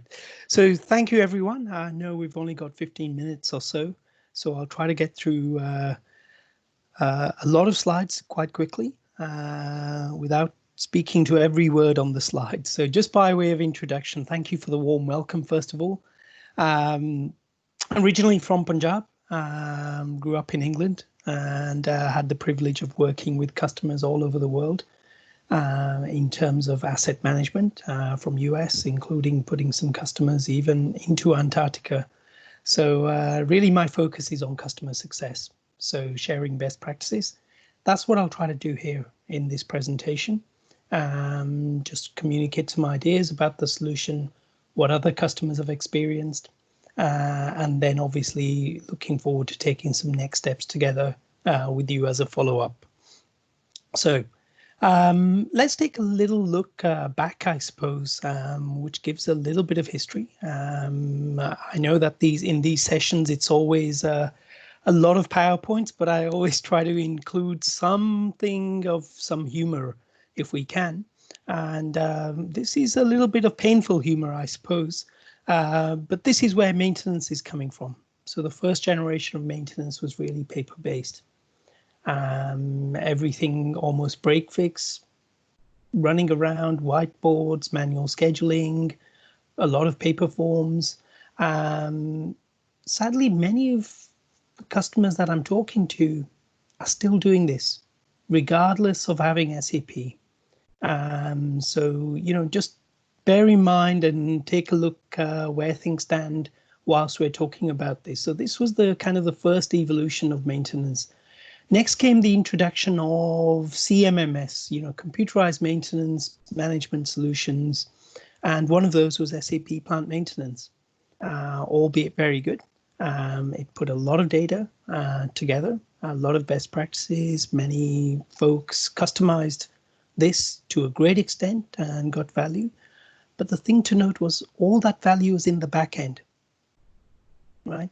Not in the hands of the users, not in the field, not with so the concentration was always in the back end. Then after that came specialized systems, APM, asset performance management, reliability centered maintenance. I love these pictures because it just kind of shows how old these systems actually are and how long they've been around. And what this did was it introduced excellence, but in pockets. So these were the really good niche solutions like Meridian and others that delivered an exceptional amount of ROI, but they're isolated to one area. And this has been the evolution. Now, what SAP has been trying to work, and I'm not trying to sell anything here, just to try to give you a kind of a message, if you will, of what the current thinking is really to provide a much more unified approach through more of an intelligent asset management. So this is linking, whether it be the suppliers, the manufacturers, you as the operator, your service teams, through collaboration, through digital twin. And Nikhil mentioned a really great example of the corrosion and additives that go into the pipeline. And we also experience this with the biggest oil company in the world. I think you can guess who they are. But they projected a pipeline average lifespan of 8 years. Where the mixing was going on, they were experiencing 1.5 years. So in doing a 3D technical view of the pipeline and looking at where the corrosion was happening, the objective is really to increase that 1.5 years to 3 to 5, maybe more, right? So this is how some of these newer technologies, like this idea of the digital twin, is really helping. So again, we're firmly in this fourth generation, if you will, of asset management, not to be confused with the Industry 4.0. But this is just to look at, connecting the suppliers, digital twin, predictive maintenance, and really asset health indexing, scoring, reliability-centered maintenance, etc., all coming together in a much more connected way and extending it down into the field, which is where the maintenance topic comes in. And we'll focus on that in earnest going forward. So this is what we've seen really of the graduation of the last 30, 40 years and beyond of where maintenance has developed. So not just what needs to happen or what has happened, but what's the best thing that can happen moving forward, right? So with all of that in mind, this is where we'll focus for today's session. So that's the maintenance. A little bit more amusement that I couldn't resist. So one of the things I love to do is to really visit our customers, walk with them, talk with them, hard hat, visibility vest, visit the lines and really check how things are actually happening, because it's one thing to take a look at flowcharts and diagrams and have architectural discussions. But when we actually go in the field, we get to see exactly how the work is undertaken. This is what we see. Work orders of 100 pages, 2 pages, 3 pages. Now, things have moved on. Many folks have tried mobility for work orders, which is great. It's a level of experience. But inspections are often done on paper still.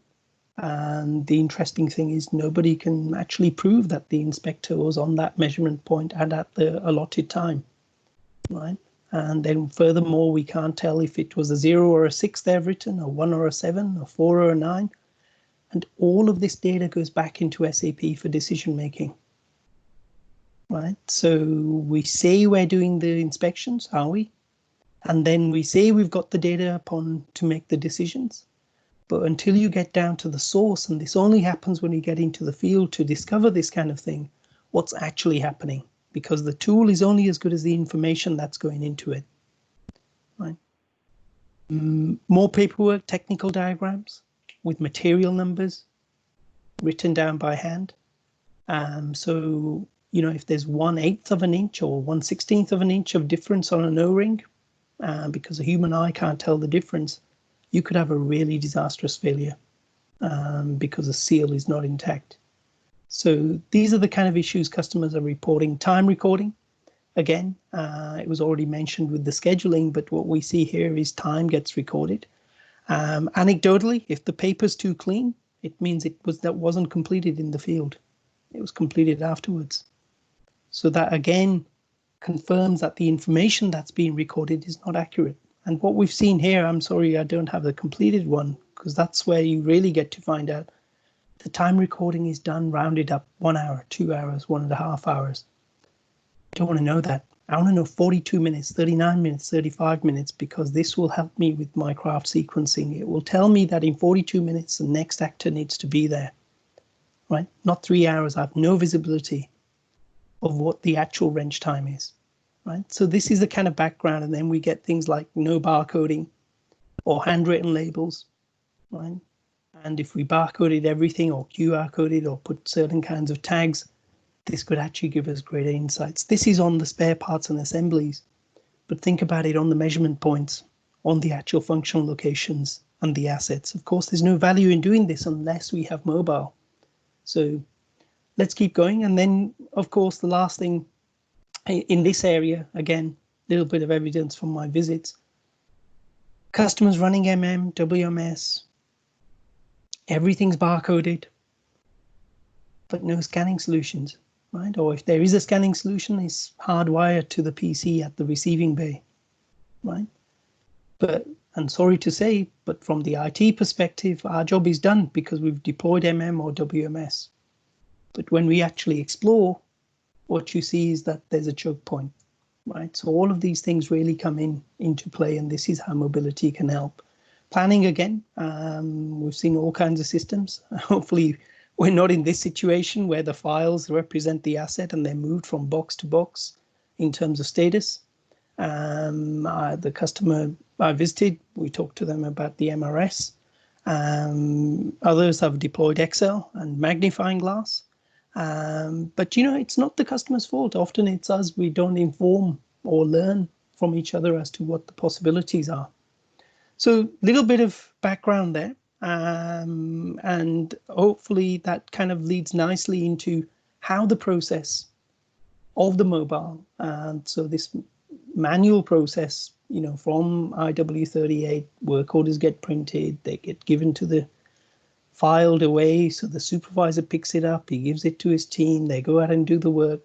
You know, how this can get transformed now into a mobile process where the work order gets created, goes straight onto the mobile device of the supervisor or the engineer who's going to do the work. They go directly to the site after picking up their parts or getting the parts delivered to the site of the maintenance, scan the asset, perform the work, make the notes, hit technically complete in the field. And before they even leave the site, that's already updated in the back end. No need to wait. So data accuracy is there, paperwork is eliminated, we get much better visibility of what the workforce is up to, and you know, better scheduling and utilization. And you'll see how this plays out later when we talk about BP and others, how they've actually deployed these.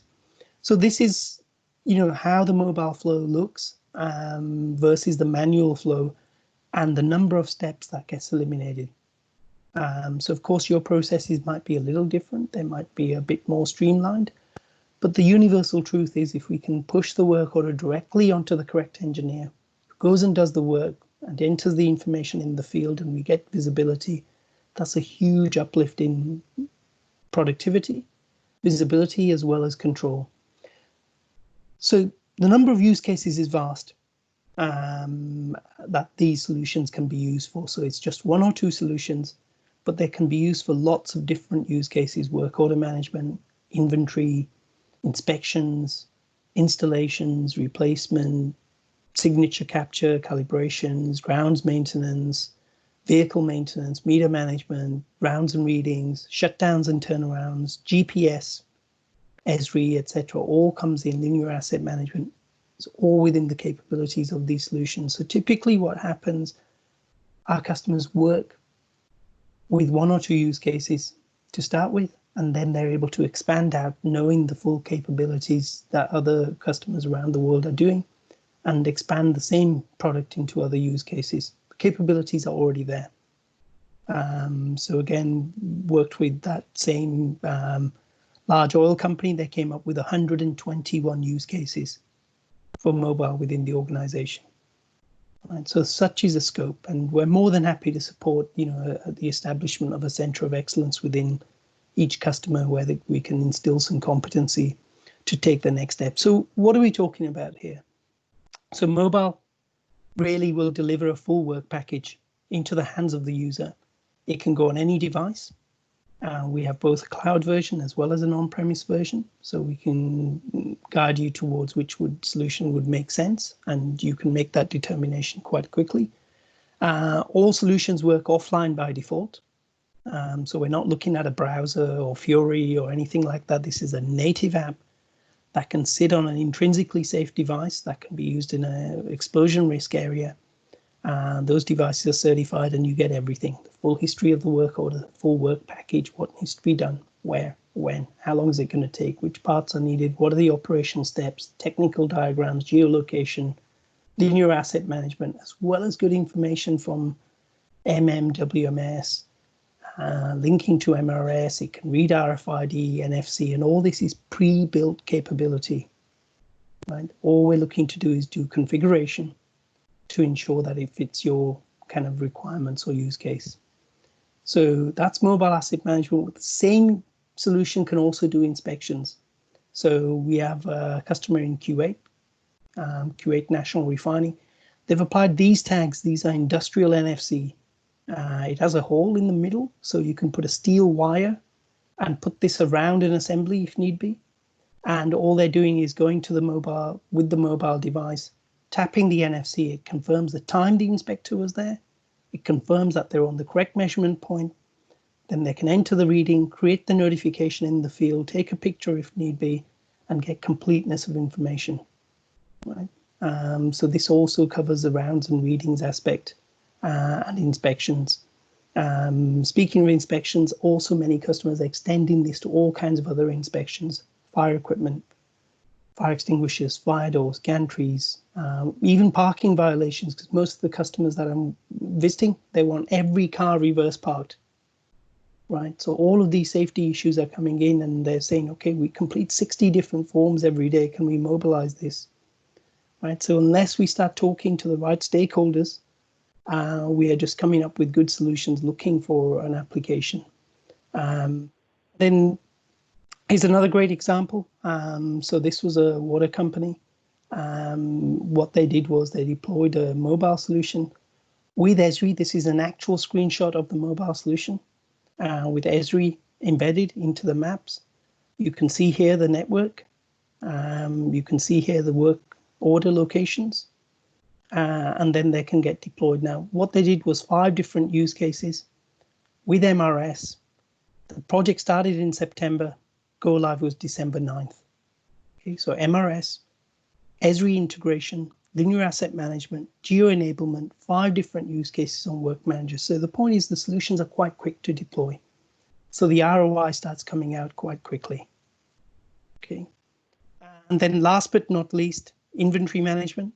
Mobile apps that you can use in the yard, they work offline, push notifications so you can do all the picking, packing, receiving against a work order, issuing transfers, issuing against a work order, receiving unused parts back, putting them away in the right bin, and transfers between central and regional stores as well. A couple of customers have really taken this solution to the next level.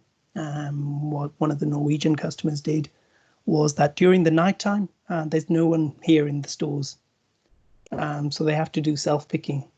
And what they have on the helmet is a barcode. And they got this down to 2 or 3 touches. So the user literally scans his helmet, scans the part, and it quickly tells which part was issued to whom. And they basically walk out within a minute of actually picking the part and assigning it. And they do that also with the local stores as well, instead of having stuff in the central stores. So again, great use cases. Few more additions that we can do here, such as the 3D visual enterprise to bring to life technical diagrams where we can link individual parts with the material numbers, even animate videos, etc. And this works its way into the mobile where we can actually see the technical diagrams brought to life. So this is an interactive bitmap. So from the technical diagram, you can zoom in, click on the part, it gives you the part number, and then I can decide what to do, create a notification, issue the part, request the part. So all of this can be done from the technical diagram itself. These technical diagrams can also come from that collaboration tool that I mentioned earlier on, the Asset Intelligence Network, where we can pull this directly from the manufacturer and put it into SAP, and then all the way down to the mobile devices. So all the solutions coming together in a joined up way. Videos are there as well. So moving on very quickly, I just wanted to mention MRS only for 1 second, simply because it's a really good tool, a bit basic in its out of the box shape. But when our customers really get to start deploying it, what they can also deploy is the map, linear assets, the location of the engineers, the location of the assets. This could actually be a plant diagram, if you wish. And then the work orders here. Now, when they're linked to mobile, this is the planner's view, by the way. When the work order starts, the color code changes. When it goes on hold or is completed, the color code changes yet again. If the work order is overrunning, as a planner, I can drag and drop this work order to someone else. Right. So now Raj, we're able to get visibility. This is Sandeep. Time check, please. Yep, sure, no problem. Look, let me just wrap up. Let's take a look. Okay, 2 minutes only. So 2 more slides, I guess. So I'll fly through this. So we've got both on-premise versions. So Asset Manager is only in the cloud, iOS, Android. Work Manager can be deployed on-premise as well as in the cloud. So there's choices to be made in terms of solutions. Other customers who have deployed, and we'll conclude on the next 2 slides. Few customers in India, Gujarat Gas, Reliance, many others as well. So it's, I mean, we're talking hundreds of customers here around the world. So we can really take heart that these solutions are tried, tested, proven. Guile actually used the work clearance management. They developed it on top of the mobile as well. So really good use cases. Last 2 slides, you can see here the returns on mobile, 30% productivity, 80% improvement in completion time. You remember I said 3 hours? That's not what I'm interested in. I want the 42 minutes. They were able to get accuracy. So they're now got accurate numbers. And then last but not least, take a look at one of my favorite customers. I worked with them for many years, BP. This is a slide, it's an older one from their IT department who looked at all these use cases, but this was the return that they gave back. Half an hour to 3 hours per day per field engineer gained using mobile. Lower operating costs. So it's mentioned earlier on that the oil price, 33% reduction in average work order cost. Inventory holding, 10 to 50% reduction. These are just based on mobile alone. And the most outstanding example that they gave was that the mobile helped them to take 1 day off a shutdown and turnaround. And in this one refinery, it was worth 300,000 barrels. That paid for their entire global deployment to every single refinery.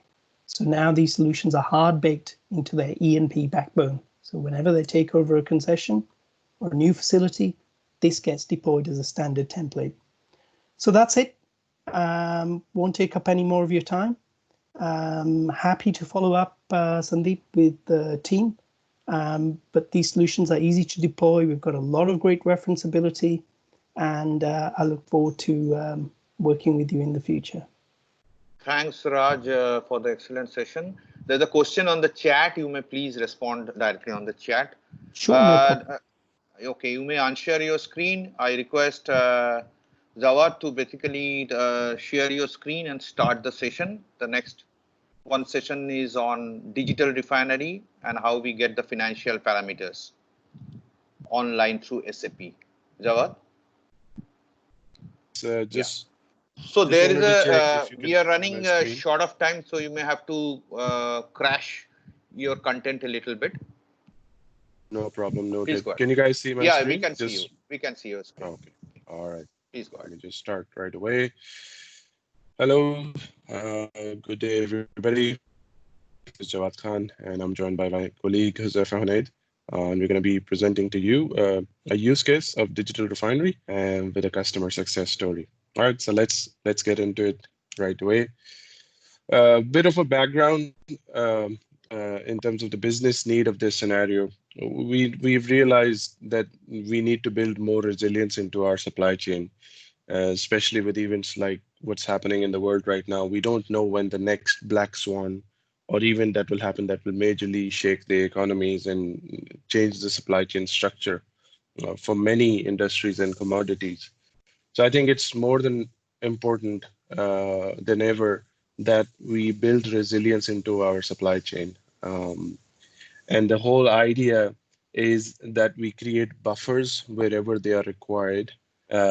This can be done in the example of, let's say, building more storage capacity, investing in more capital assets that are supply agnostic when it comes to refining.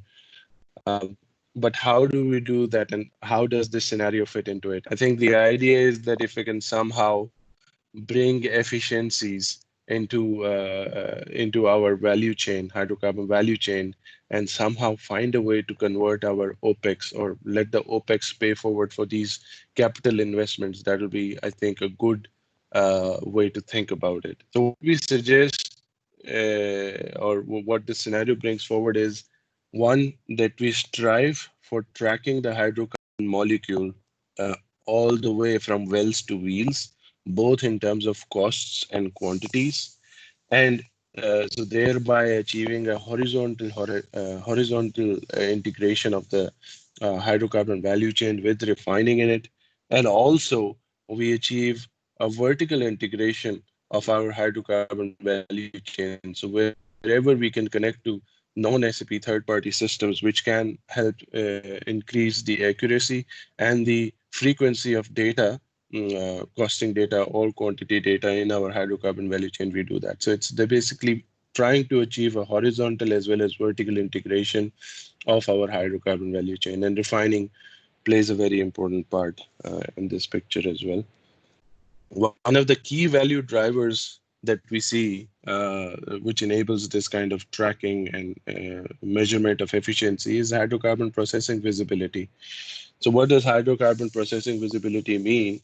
What it means is that we are able to track our feedstock quantity and costs, our intermediate quantity and costs, the quantity and evaluation of our finished products losses. We are able to measure our uh, uh, plans with their actual results. So for example, as we know, in the refining, we do produce revenue optimizing linear programming plans, and typically done in systems like Asmatec PIMS. But are we able to regularly measure our progress against those plans in the refineries, or is it only that at the end of the month or at a later time we realize how we did? So that's also something that we need to think about. How can we sort of try to get a provisional mass balance on a daily basis that can help us measure our progress against the optimized plans, and that has a direct impact on our revenues. Similarly, having visibility on our costs and the inventories has a direct impact on the measurement and thereby eventual improvement of our costs, direct costs, indirect costs, and opportunity costs. Also, hydrocarbon processing visibility can be translated into looking at SAP as a manufacturing analytics platform, especially with tools like integration tools like SAP MII. We are now able to seamlessly connect data from non-SAP systems back to SAP and use SAP as the one version of the truth, or the analytics platform that can combine multiple sources of data and produce meaningful analytics. One of the great examples of this is, we discussed with a customer, was a quality giveaway analysis, which has a huge opportunity cost associated with it. So if you're producing product which is greater than the quality spec that is required, then we're losing some cost or some value there. We're overproducing the product, and that analysis for refiners becomes very important. What is the quality giveaway? 'Away" cost that they're incurring on a regular basis. Similarly, I've already talked about the mass balance, and then we can use this data to produce certain refinery benchmark analytics as well. Right. Last but not least, this kind of integration, vertical integration, connecting the non-SAP systems back to SAP allows us for business process automation in terms of inventory posting directly without human intervention from non-SAP systems back to SAP. But also in other areas, like for example, our colleagues were talking about maintenance, and we've realized the use case at a particular customer where we integrated the asset vibration recording system back to SAP, and we were able to automate the generation of notification whenever the vibration reading went beyond a certain threshold. Moving on. All right, now I'll just give it to Josefa. Josefa, are you there? Yeah, thank you, Jawad, and good day to everyone. So, as Jawad mentioned, we need to achieve the vertical integration within the refinery. Now, typically what we usually see, if you see on the left-hand side, it is showing a picture of a refinery where we are saying that it is a single unit. We consider a refinery as a single unit where all the costs are captured. And then we, at the end of the month, once this crude cost and this conversion cost is collected at the refinery level, we do use our arithmetic mathematical allocations, majorly based on, let's say,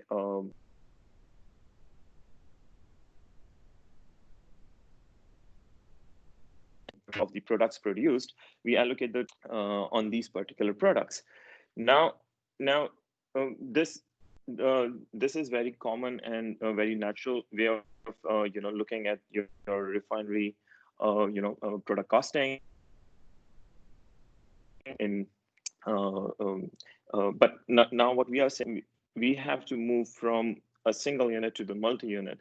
And why we are saying that is for the reason that you are going to get more detailed visibility. You are going to follow the molecule and attach the cost to it. And if you can see on the right hand side, it is what is showing as a multi-unit modeling, where the crude is going into the refinery in a particular your distillation, and from the distillation unit it goes to, let's say, a stabilizer, it goes to another unit, and until the blending is done. Now with this, it is not the only quantitative or the molecules which you are tracing, but also you are associating the cost to it. That means it gives us an opportunity to calculate the actual cost of the product based on how the molecule is flowing within the refinery. Now, further, this helps us track all the inventories within this particular unit-based model. As Jawad was mentioning about the mass balancing, so it is very much possible to see the mass balancing report coming out at the unit level as well as at the refinery level with this kind of an approach if we take in. And then definitely we are also evaluating your intermediate products which are carrying the cost from the initial unit of the CDU until the blending is happening. Now it gives you further opportunities to evaluate the cost, whether when one of your unit is down and you are moving your, let's say, products from instead of that particular unit, you are shifting it to another unit, then how much of opportunity cost you have lost or opportunity margins you have lost. So those kind of visibility would be possible with this particular approach. Jawad, can you go to the next slide? Yeah, thank you. So before I go to the next one, with this use case, we are obviously able to measure the actual cost of production for the refinery. We are able to track, as Josefa was saying, we're able to track the cost all the way from the feedstock, which is the crude, to the final products and the blended products, and also downstream petrochemicals if they are part of your manufacturing complex. And also we have a far more SAP based reporting available for analyzing your GRMs, your gross refinery margins as well. And this has been done at the customer success story that we'll just come to next. So just a bit of a detail. Yeah. Thanks, Jawad and Huzaifa. If you can go to the maybe the analytics screen, because we are running short of time, so that everyone gets what sort of an analytics has been rendered. Okay, I'll then hand it over to Huzaifa. Huzaifa, I'll just go to the analytics.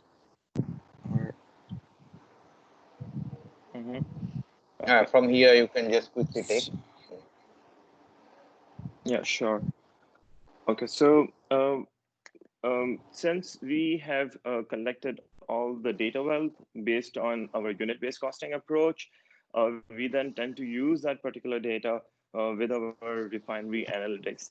Now, as we have earlier spoken that we are doing the early warnings based on the preventive for the preventive maintenance based on the vibration system of the machines. That is a possibility. Then the mass balancing, again, as we mentioned earlier, that we can achieve it at the unit level. That can come directly out of the SAP system without wasting the time and doing the data massaging in your Excel sheets, compiling the data from different refinery systems. Since we have integrated all your shop floor systems to the SAP system, that means the data wealth is so huge that it is giving you the capabilities of doing all these kind of analysis right out of the SAP system. Yeah. Jawad, if you can go to the next slide.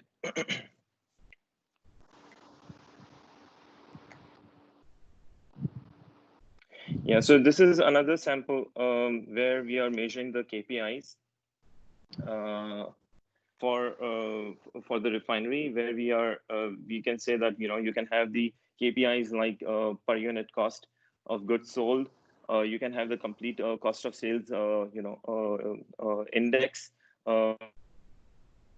You can have your location wise how much of product you have sold, what revenue have you earned, and what are the margins you have been earning, not only at the gross refinery margin level, but also you can go and drill down to the product level, which gives you strategic decision making to expand your refinery, or if you want to change the configuration of your refinery. That those kind of margin analysis gives you not only the margin analysis, but also how your refinery is performing in terms of production efficiencies. You can see that where you have to expand. So those kind of capabilities you can achieve directly out of the SAP system once you have this particular model implemented. So next slide, Jawad, please. Yeah, I think from our main topic, this was it. We also wanted to also briefly touch upon the fact that if many of our clients have associated petrochemicals divisions, and we're able to take that cost visibility downstream to the petrochemical products as well. So the SAP system, you can chase the cost further down the refinery products to the downstream petrochemical products as well. And we have customer cases, for example, in the US where that is being realized as well. So the cost flows all the way from the refinery to petrochemicals, and then you can do a complete cost analysis. Yep. Sandeep, now should we open to questions, or do you want me to go back to some of the content, talk about the success story? Let me know. No, we are running short of time, and I know that in such a short time, this into a big topic cannot be given justice. Probably we may have more of a detailed call later on. Thanks. For any questions, kindly just have a look at the chat, because there will be definitely some question. Yes, this is breaking a myth that costing cannot be done in SAP. Yes, GRM cannot be now monitored in SAP. Yes, it can be done. probably in days to come, and maybe my last speaker will be touching on how GRM can be also simulated in SAP. So that will be basically the topic which will be interested. So thanks both, and now we will be moving to interesting session on advanced analytics modeling in oil and gas industry, and the session will be taken by eminent speaker Dr. Rajagopalan Srinivasan, who is a professor at the Department of Chemical Engineering, IIT Chennai. He is also the head of IIT Madras Interdisciplinary Laboratory for Decision Analytics.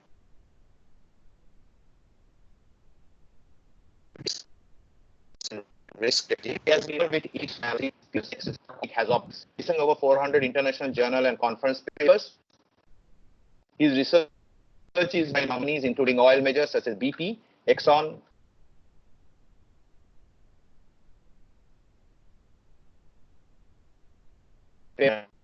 as well as automation companies such as ABB, Emerson, Honeywell, and Yokogawa. So,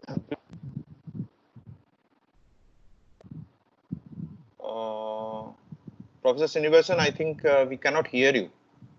Okay. Good afternoon. Can you hear me now? Yeah. Okay. Good afternoon. First of all, thank you for having me over. It's a pleasure to be part of this SIG on oil and gas. So when Manoj asked me to talk about advanced analytics in oil and gas, I spent quite some time trying to figure out what is it that we should try to cover in the half hour today. And what I ended up deciding to do was to kind of give you a landscape view of what is analytics as I see it, looking at it from historical development over the last 20, 25 plus years that I have been involved in this field. And then talking also about how some of these things obviously have translated to products. I think we spoke about some of them earlier presentations. And also talk about some of the new things that we researchers are very excited about. So with that, when we talk about presentations like these, one of the first questions that people end up asking me is, when you talk about analytics, what is the difference between analytics and this long list you see here? How is it different from AI or data science or deep learning or what have you? Okay. So for the purpose of this presentation, I'm going to adopt this very simple philosophy that it doesn't really matter whether you call it analytics or AI or neural networks or what have you, as long as it solves a problem of importance to your company, to your enterprise, then you should be looking at it quite carefully. Okay? So when I started this journey on AI in the 1990s, early 1990s, this is what AI and analytics really was. It used to be called symbolic reasoning, which had emphasis on knowledge representation, goal seeking, etc. It used to be called by a word called expert systems. I think this phrase has fallen out of flavor today, but many of the things that we talked about a few minutes ago really fall into that bucket.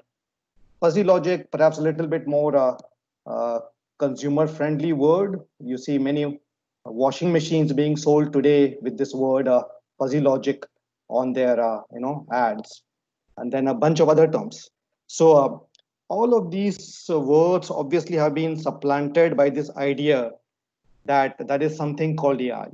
Okay, and this translation sort of started taking place in the early part of the 21st century. And what triggered it primarily was text. That's that famous story about how Google realized that they could, in fact, make money for the first time in around 2000, 2001 by mining the queries that people search for in the Google engine. So subsequently, text got supplemented with images And today, obviously, you go to any website, you would see AI being used to classify things all the way from cats to CAT scans for medical application. Obviously, voice, and many of us interact with our automation, our hand phones or computers using voice. We also have voice as the output from your computers. And those are all in the consumer space, but obviously in the enterprise space, your enterprise probably has walked quite a bit in the digitalization road, and many of your transactions are probably online, and then obviously your facilities are probably also quite digitized. Okay, so if you look at it from this lens, it would look like the AI story really is primarily a 21st century revolution. But those of us who have been with the oil and gas industry for as long as I have been, know that this data story, this digitalization story has been in the oil and gas industry for much, much longer than that. So the picture on the top left is how a typical refinery used to be operated back in the 1960s. And what you see on the right with the DCS screen, this journey started in the 1980s in many places. At the bottom left, you see refinery LPs. Again, LPs have become the normal way to plan refinery operations. We just had an interesting presentation on LPs. This has been a state of the art for, I would say, at least 40 plus years. And then the picture at the bottom right shows you that equipment health management, this journey has been ongoing in many of the companies listed there, at least since the mid 1990s. So if you think of these aspects also as the paving ground for analytics, the refining and oil and gas in general has been undergoing this AI revolution for at least 25 years. It's just that we have not been calling it AI during this period. So the way I like to think of this is looking at a company from the point of view of this inverted pyramid. So what this is showing pictorially is that if you take, for instance, a refinery, at the lowest level, you have equipment, for example, a heat exchanger, a pump, a compressor, or a distillation column. These are probably of the size of a few meters, and they're operating with many decisions having to be taken in the order of seconds. At the next level, where we talk about process supervision, we're talking about a collection of these units giving you probably the preheat chain in the refinery. And this obviously is order of 10 meters or wider. And the decisions at this scale end up being an order of minutes. Likewise, we can go up each of these layers, and at each level, you will find that the size of the system we are talking goes up by one order of magnitude. So you go from meter at the bottommost level to order of 100 meters when you're talking about process optimization, planning and scheduling, and looking at order of kilometers. And when you talk about supply chain management, you're talking about hundreds of kilometers and so on. So it turns out that there are different players in your enterprise who are trying to keep each level of this pyramid in control, operating safely, and optimally making money for the enterprise. So these players make decisions all within their own remit. And AI, in fact, from my own first-hand experience, has been deployed in every one of these levels, at least for the last 15 years or so. Okay. So what you see in these yellow boxes are examples that I'm going to be talking about over the next 25 minutes or so, of which illustrate how AI has been used in each of these layers. So soft sensors for controlling or trying to make sense of a unit, alarm management and fault detection diagnosis at the process level, optimization, scheduling and optimization for planning and scheduling, deciding which crudes to buy, when to bring them in, etc. And then at the enterprise level, if we have half a dozen plants spread around the world, figuring out where do I want to supply a customer from. So let me kind of give you a quick glance in each one of those. So the first example I want to start with is something we're very proud of. This was work done really 20 years ago. Okay, the challenge that was posed to us is the following.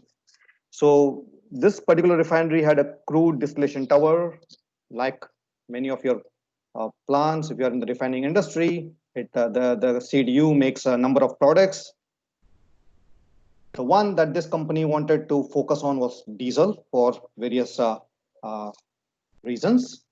The challenge that they had was there was no way to measure the quality of diesel on the fly. They had a lab measurement, which typically would be taken once a day or at best once every 8-hour shift. Okay?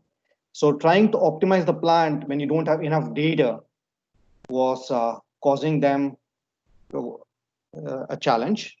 And so this is where we used AI technology called subsensors to help them come up with an estimation of the diesel quality on the fly, which the operator would see on the DCS panel on a continuous basis. It will run and generate a new value, new estimated value of the diesel quality every minute.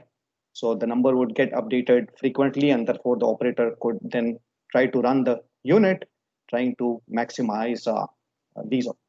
So if you look at the issues that I have listed on this particular slide, you'd see that this technology was developed using historical data. We had to spend a lot of our chemical engineering knowledge trying to figure out what are the variables that should go into this model. Looking at the historical data, we realized that there are huge data quality issues, and roughly 10% of the data was actually usable. But even this 10% of the data was adequate to build a fairly good quality neural network. And once we had the neural network, we validated it offline for multiple months. And once the refinery people were comfortable with the quality of the data, of the results which are thrown out by the neural network, they could decide to go online and have it integrated with their DCS. Okay. Now, so there are various measures of how accurate this is. Basically, it was giving a correlation quotient of 0.8, which was very similar to the accuracy that they were getting from the lab sensors. So that led them to be quite comfortable with this.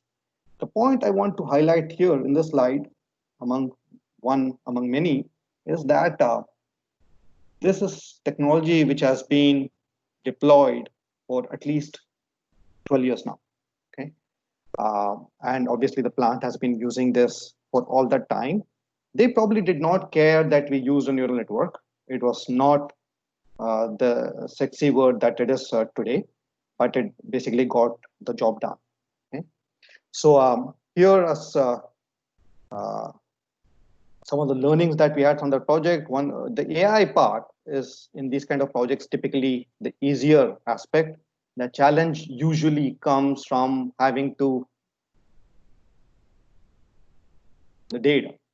And the data quality, even though you may be collecting huge amount of data in your plant, the quality of the data often is not so great. As I mentioned earlier, we could only use roughly 10% of the data that the plant had collected over a 2-year window. So that's an example of something that we did a while ago. Here is another example. I will not go too deep into this because I don't have a clearance to talk about this technology from the company that we worked with. I just want to tell you what this is. So here is a problem that operators in this particular plant were facing.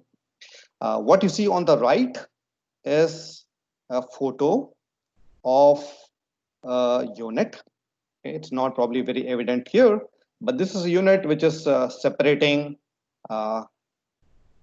bad quality water from organic phase that you would see in an upstream oil and gas industry. Okay, so the challenge is this separation of oil from water is something which typically cannot be measured. The operator has to go look at this window, estimate what is the height, and if the interface between the oil and the water phase goes too much beyond their comfort zone, they will take control actions. Okay? So this was the state of affairs again, roughly 12 years ago. What we did was something fairly simple. We took a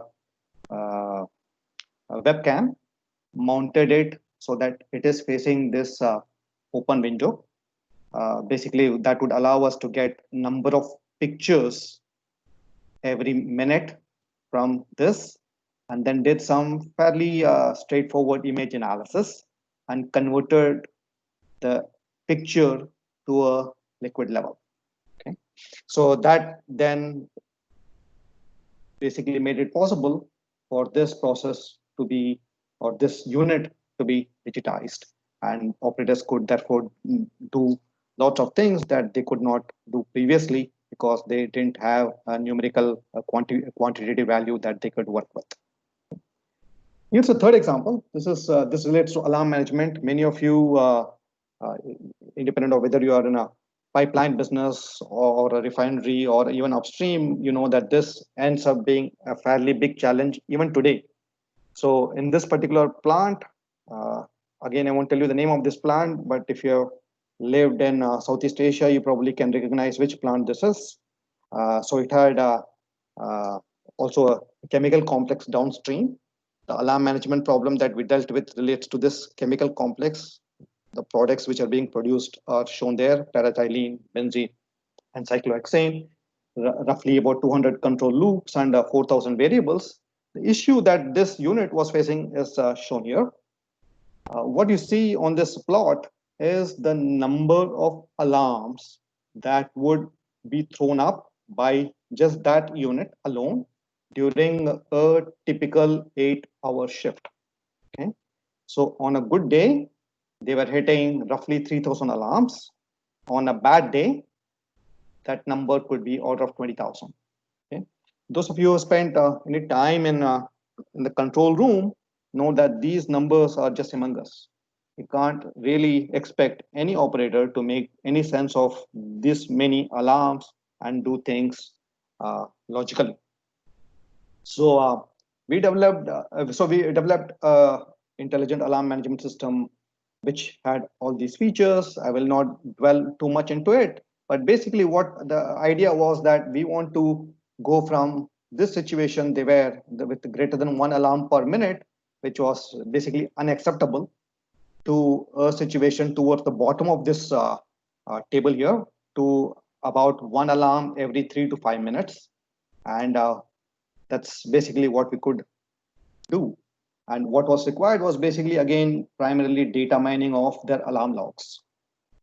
So here you see this bar chart showing the number of alarms with and without the alarm management system. And on average, you would see roughly over 50% reduction. Okay, and this is the other way of looking at it. So this is the plant operation, that unit operation before we deployed the technology, and then the subsequent 6 months. And what you would find is that the average had gone down by about 50%.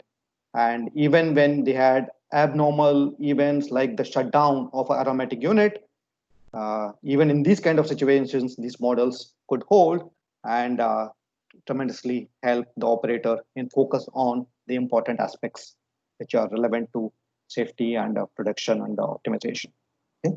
So as I said, before we deploy the solution, we are at this 1 for 50 seconds kind of limit. And with this simple statistical analysis based approach, we could bring it down to roughly 1 per 3 minutes, which was deemed to be acceptable by industry standards. Okay. So this technology again has been in use in this plant and also many other sister plants of this company for the last 20 years. So these are all examples of taking data from a particular unit or a process. The data could be in the form of measurements, temperature, pressure, flow kind of measurements. It could be alarm logs, it could be something else, and converting that into something that is actionable to the operators either on the field or in the control room.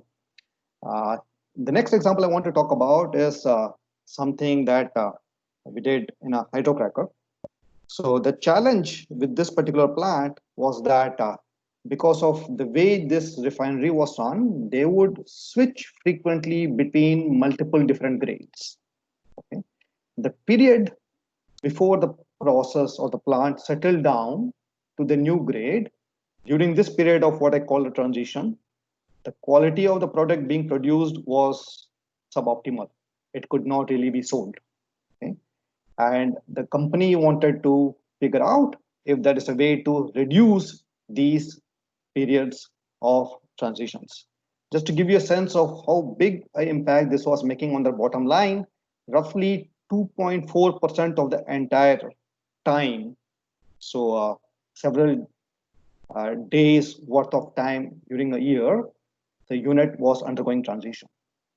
When we did some data analytics on how the plant was running, what we found was something very, very interesting. The way to look at this table is that you would see that on the first two columns, you will see numbers like 1 and 2, start mode and end mode, which basically says that when they went from some grade 1 to a grade 2, in the first time around, it took them, the last column shows a duration of 1 hour 20 minutes. And when they did it a second time, it took them the same transition from grade 1 to grade 2 took them an hour and 25 minutes. Okay, so there is a 5-minute difference in the transition time, which probably is not so significant. If you come to the middle of the table, you would see that the switch from grade 2 to grade 4 on 2 different occasions. On the first occasion, it took them 5 hours and 25 minutes. The second occasion took them 9 hours and 35 minutes. Okay, so that is a 4-hour giveaway when they did the exact same transition a second time around. Okay, so clearly, if they could just simply reproduce what they had done on the first occasion exactly the same way, then they could have easily saved nearly 4 hours of transition time, which directly goes to the profit margin of this unit. So basically, we developed a technology which would help them do that. Basically, developed an operating procedure, which you call the golden transition, which is what their best operators were doing, and developed a decision support system which enabled any operator to follow exactly the same golden transition steps. And when you do that, then the improvement can be quite a bit.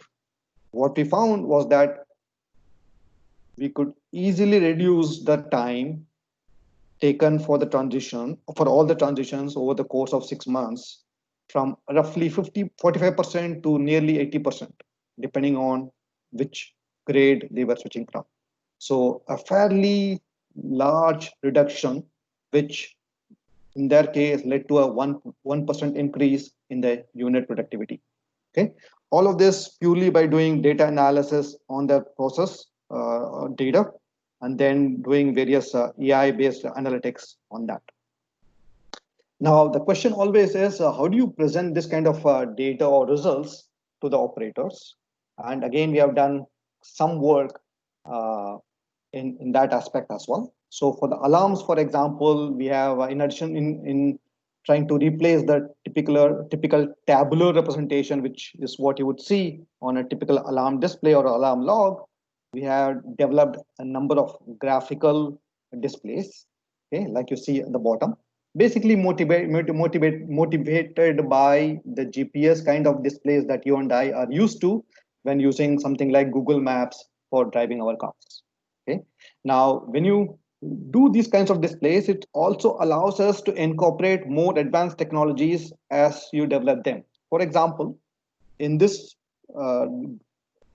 alarm display that you see at the bottom of the screen, the left half, which says alarm trend historical pain, is the typical alarms that you would see in the traditional display.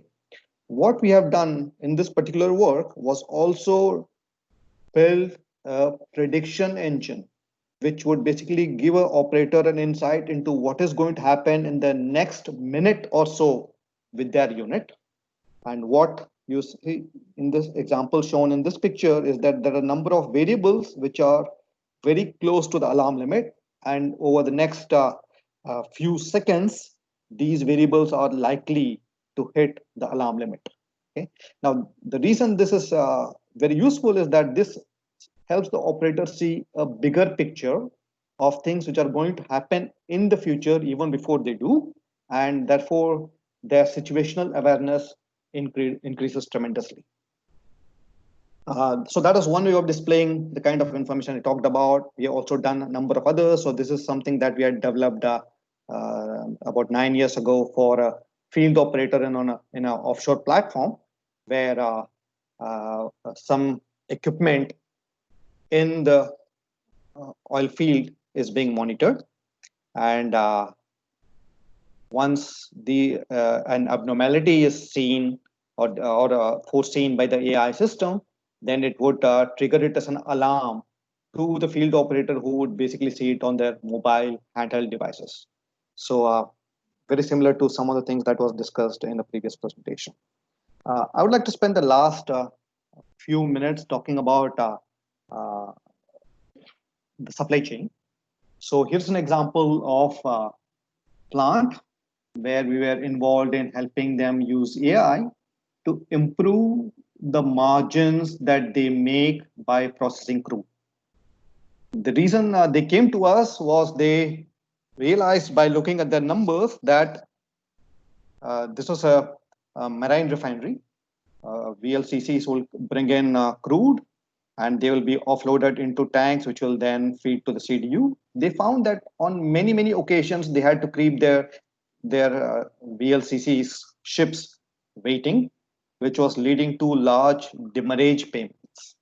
And basically they said, is there something we could do as researchers to help them improve the scheduling so that they don't have to pay this demurrage? When we looked at this issue and did some modeling of the way this particular unit, this particular plant operated, not just the refinery, but also the way the entire supply chain which feeds this refinery, the way it is operated, we could find that the problem really did not originate with the shipping or the crude transfer. It actually originated somewhere else. Okay. So in order to help them also see this, what we did as a first step was to kind of develop, this is a Excel-based supply chain dashboard, which would just grab data from their system on the fly to keep a track of where the plant is, what it's producing, but also all the crudes which are coming in and all the products that delivery that they committed to, the inventory levels and so on. So this is I'll show you two other screenshots.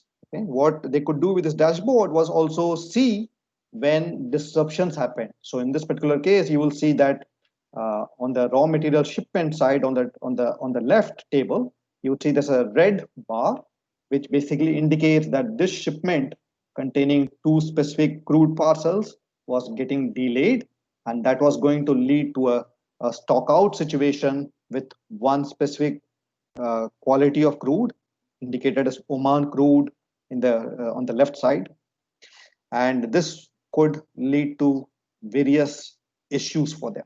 Okay. Now this disruption could also, based on some technology we developed, and I will talk about it in some detail later, they could using just this dashboard, they could plan various interventions. So for instance, in this case, you will see there is a emergency crude procurement that is being shown on the left table, and basically this dashboard would help them figure out what kind of interventions they could do, evaluate their effect on their plant and the supply chain, and see if the disruptions could be overcome. And you would see in this particular case that this emergency procurement of two crude parcels takes care of the shortage of Oman crude that they were going to face otherwise. Okay. So this is basically the front end used by the supply chain planners. What's happening in the background are complex dynamic simulation models, which basically mimic the entire operation of their supply chain. And these are sophisticated agent-based models. I will not talk about the technology right here, but with these models, one could not just help them see the problem, but we could also help them design better ways to run their supply chain. I have two different examples shown here. So in this particular table, we are looking at various KPIs that particular refinery was interested in monitoring. At the bottom is the profit in some monetary units.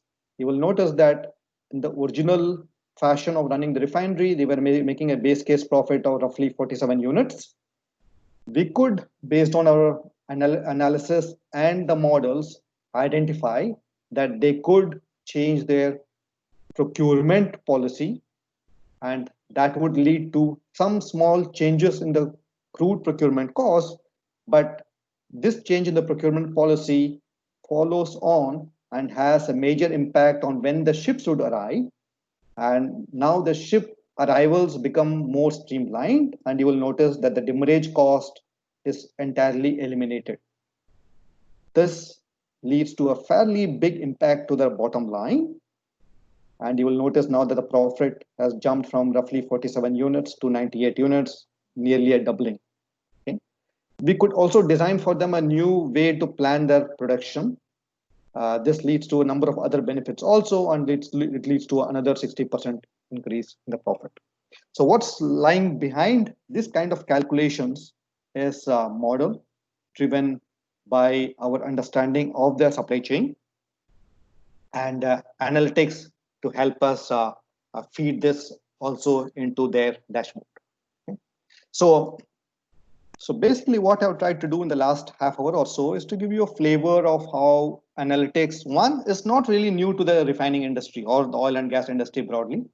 It's gone under various other names. Various companies, industries, from my first-hand interactions with them, but also based on various discussions we had around the world with various players. These are things that they have had custom made to their requirements, depending on what is the problem that specific plant or unit sees as being important. In other words, we would go to the plant manager and ask him or her what keeps them up at night. And when we ask this question to 5 different plant managers, even within the same industry, let's say refining, we will get 5 different answers easily. So what our experience has been is that off-the-shelf solutions don't necessarily tackle the things which are the most critical to a particular plant, and that's therefore the need for custom-made solutions to the real problems that particular plant faces.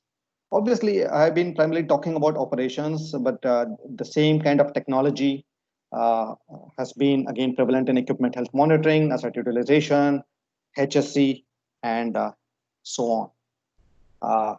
The last 5 years, this is perhaps my last slide. In the last 5 years, what we are seeing more and more is that as refineries around the world face this challenge of losing their very experienced people to retirement or for whatever other reason, they are facing situations where operators are sometimes not taking the same high quality actions or decisions that their previous experienced operators used to take.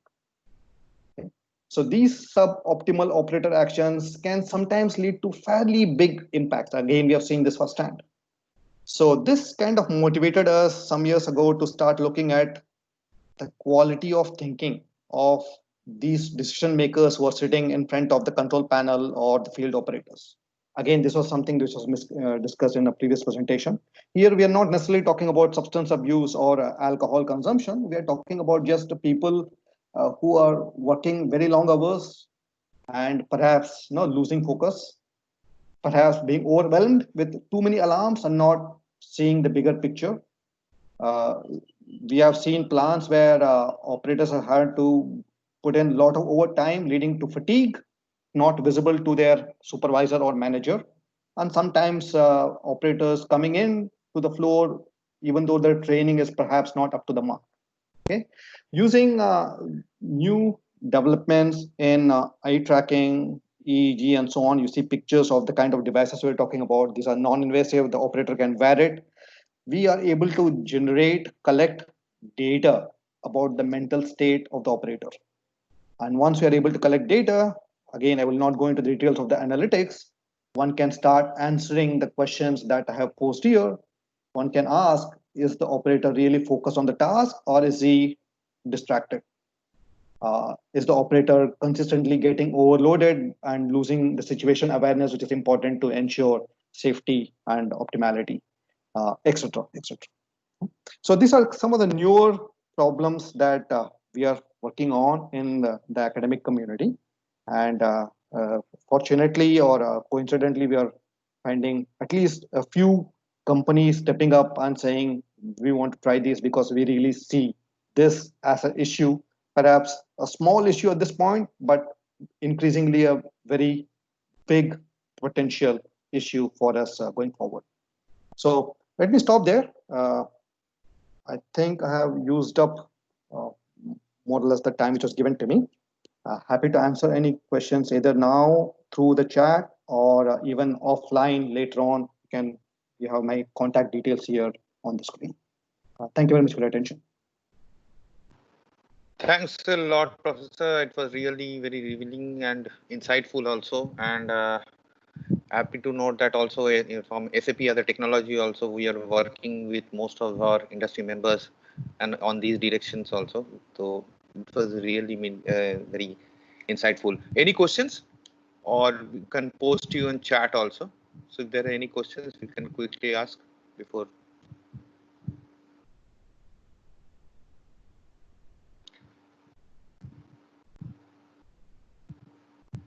So in the interest of time, I would request everyone to post it on the chat, questions for Professor. So our next speaker is, sir, if you can kindly unshare your screen. I have done that. Yeah, thank you, sir. Okay. So our next topic is going to be taken by Mr. Alok Khanna, who's the Executive Director, Strategic IS, Indian Oil, and he's going to speak on the Indian Oil digital journey. Sir, will you be sharing your screen or should I share the screen?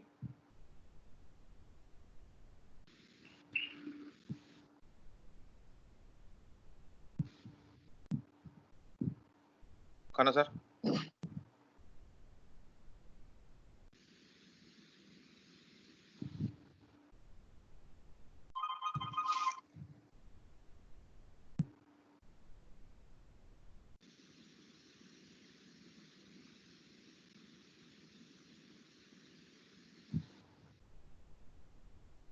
No, sir, I think you're on mute, sir.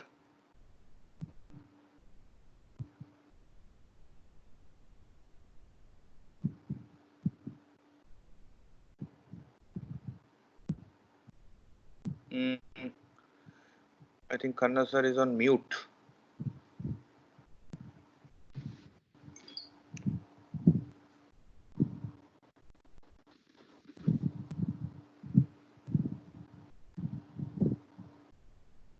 Sir, you're on mute. Sandeep, I'll call him. Ajay, you're calling him? Okay. Yeah.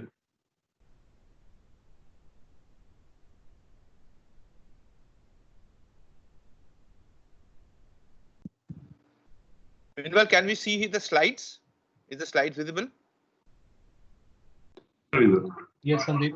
Yeah, slides are visible.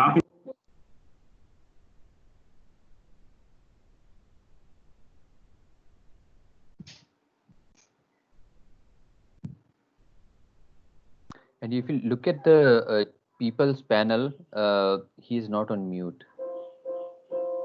Mr. Khanna is not on mute. So maybe it's at device or laptop level mute. Okay.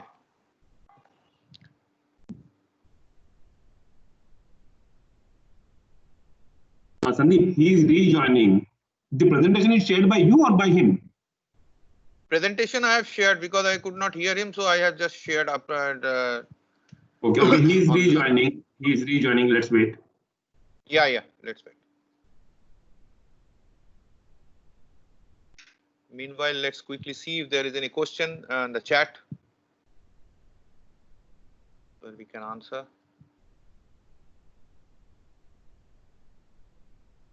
So Khanna sir is joined.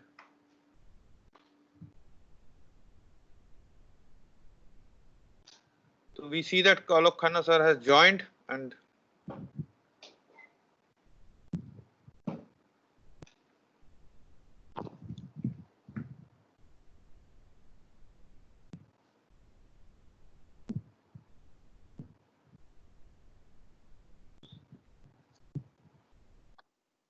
hello sir.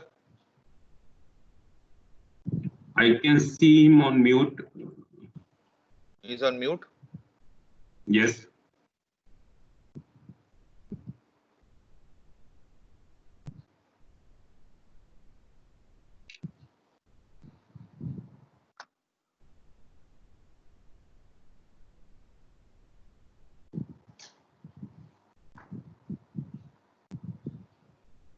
Let me call him.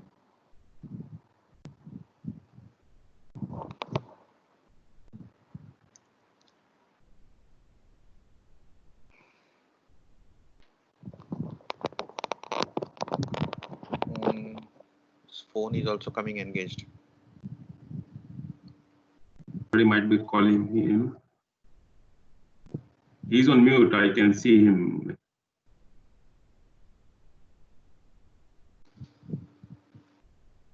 You can actually unmute him as the host. No, I'm not able to do that, Mukesh. That also I tried.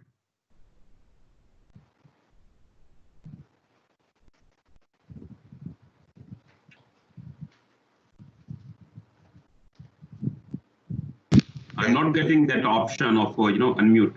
Yeah, I think he's not on mute now. Okay. Hi, Alok sir, can you hear us? Can you just?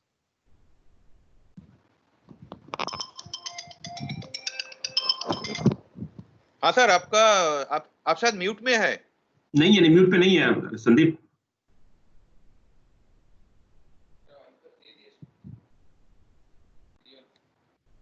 So he can actually dial in using his phone you then. can. There is a number also. Just a minute. You can just dial in, and you can tell me to change the slides. I can change the slide. So इस हाँ sir, आप dial कीजिए 022-6241-2089 6241-2089, and a conference ID will come. It will ask for a conference ID.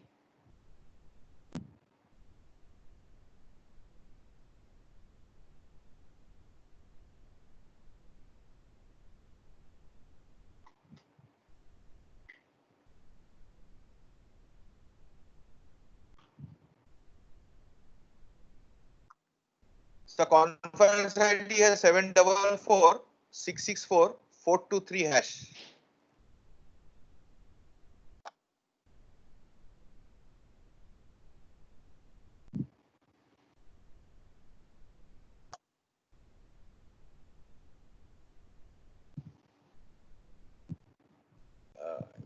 यहाँ से call नहीं, we cannot do.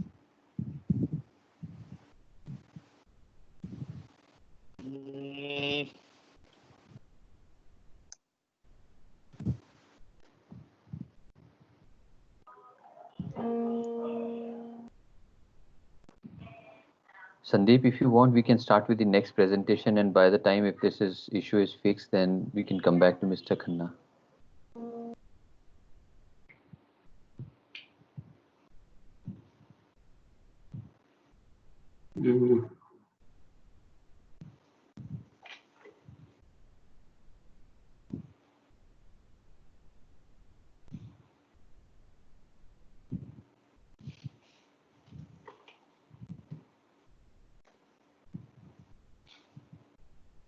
So we have some more colleagues from Indian Oil.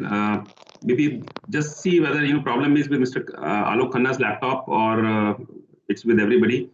Maybe Rakesh from Indian Oil. Can you hear us, Rakesh? Yeah, I can hear. Rakesh, can you hear us?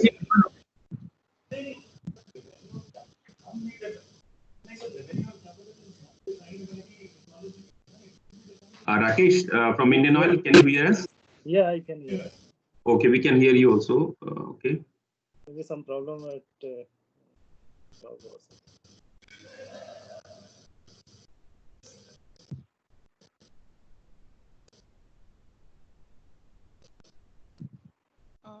Hi all. Under the meeting details option, there is an option of calling yourselves to your mobile number.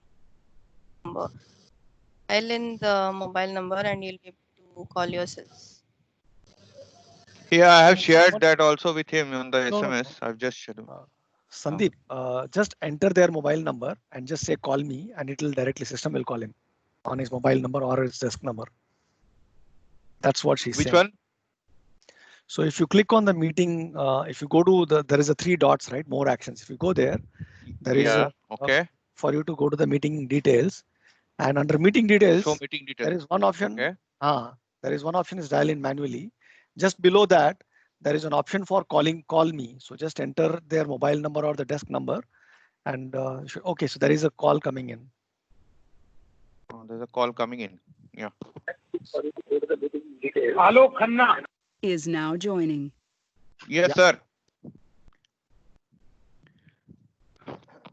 So, Khanna sir, we are in your first slide that whether it is the project is bridging technology gaps through 10 bold moves comprising of 80 initiatives.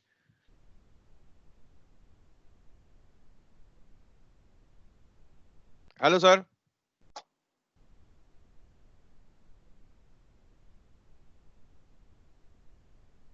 Hello.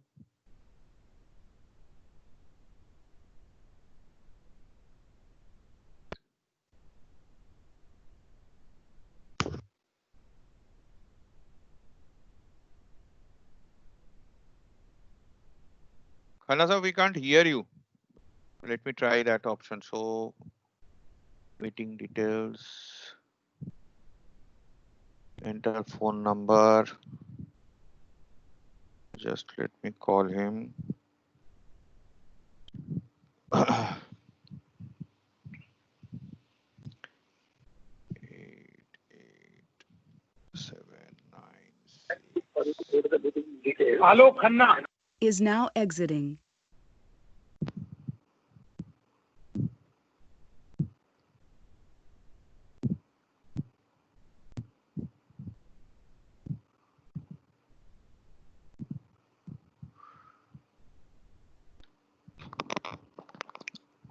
We are hearing Mr. Alok Khanna, but is he there? Sandeep, I think that is when you join, it asks for the name. So that is where he's calling the name. Okay. It's not that he's actually joining. So probably you can try logging him with this option. Okay, let me just try. 88796.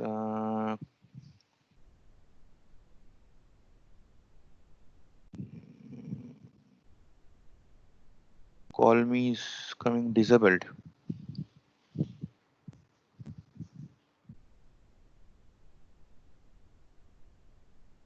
Okay. Let me try to do that.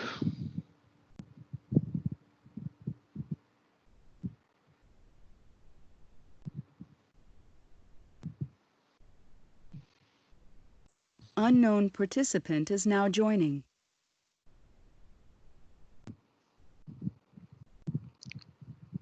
It says an unknown participant is now joining.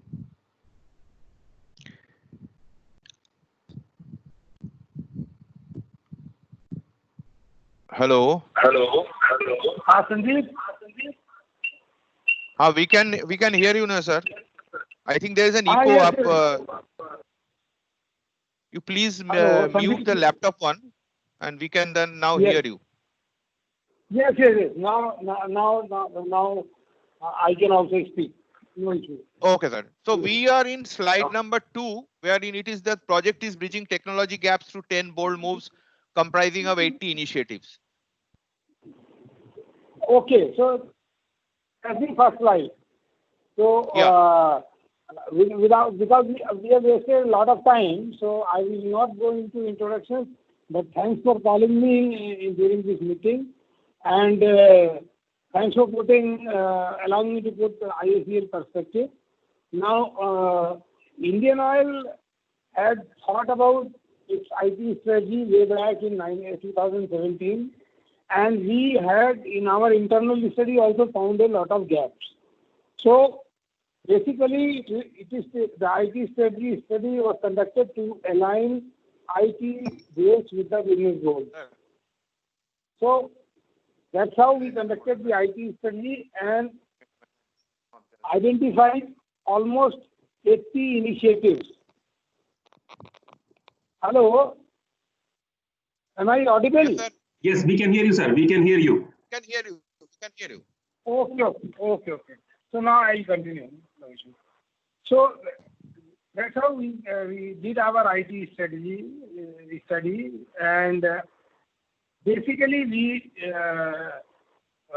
identified the IT gaps in terms of certain technologies which are foundational in nature but are missing in our IT armory. There will be some future-proofing technology which we have identified, and we have also identified some transformation technology. Now, all these type of technologies, whether it is foundational, future-proofing, or transformational, we identified into 10 broad areas, which the slide is in front of all of you. So the 10 bold moves were the next-gen operations, so improving our operating locations and operating processes, the supply chain management, commercial excellence, smart maintenance, safe and productive environment, smart knowledge management, smart office, customer first, capex excellence, and data and analytics. So I'll take them one by one, but these are the 10 areas where we found that yes, IT could lead us to a better position in future. So in the next gen operations, we are talking about improving the refinery performance, having deploying tools for refinery process improvements in refineries like refinery production scheduler, deploying refinery production scheduler, deploying energy management system, and a host of other tools. The supply chain was to create improvement was to create a supply chain of the future. We already have an optimization department. We already have a lot of optimization tools, but there were certain tools which were missing. So basically, we are trying to find out the use of artificial intelligence in improving our supply chain, because as you know, Indian Oil is having 11 refineries spread over the country. Some are coastal refineries, some are inland refineries, and then we are distributing product to almost 200 operating locations. So it's a big supply chain where there are financial benefits expected if we deploy sophisticated IT tools.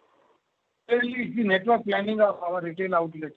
Where to put the retail outlets so that the better ROI comes. The next move was commercial excellence. As you can see, it's about the pricing, trade promotions, how to price the product of B2B, B2C, how to do the trade promotion, how to measure the effectiveness of trade promotion, how to have a effective demand planning. Smart maintenance is another area where we are working a lot. In fact, certain initiatives we have already initiated, like predictive maintenance, etc. And more is to be done. What we have found is that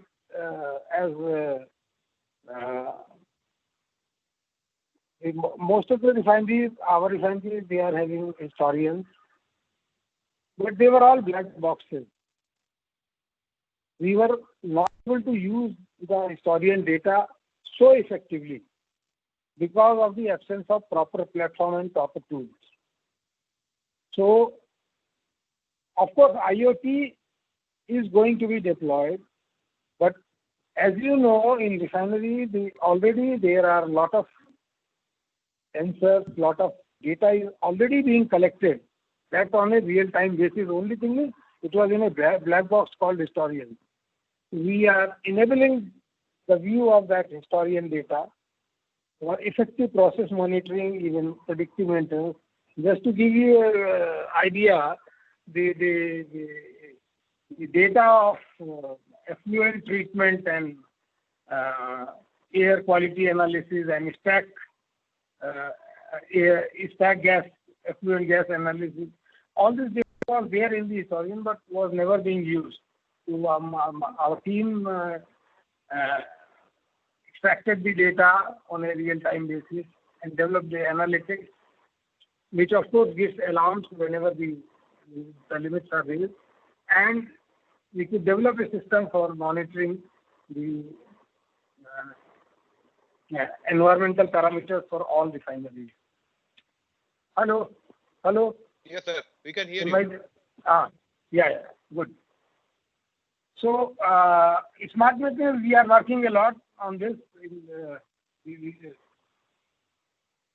Similarly, safety is of paramount importance. So, how to deploy new age technologies? As I told you, one system we have developed for safety is the monitoring of environment parameters online. But AR, VR, connected worker app, all these technologies we have found that yes, they could be useful because it's a huge workforce working in our refineries. Our own operators, contractor operators, even monitoring of contractor workers in a refinery just to ensure that he doesn't roam around or goes away from his designated working area.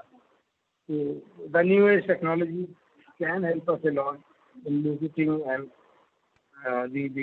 ensuring that the workers remain within their workplaces. Similarly, training is one area where we have found and we are deploying it. To start with the safety training, the AR/VR technology. Can you change the slide, please, Sandeep? Yes, sir. I have moved to the next slide, which starts with smart knowledge management. Smart knowledge management, yeah.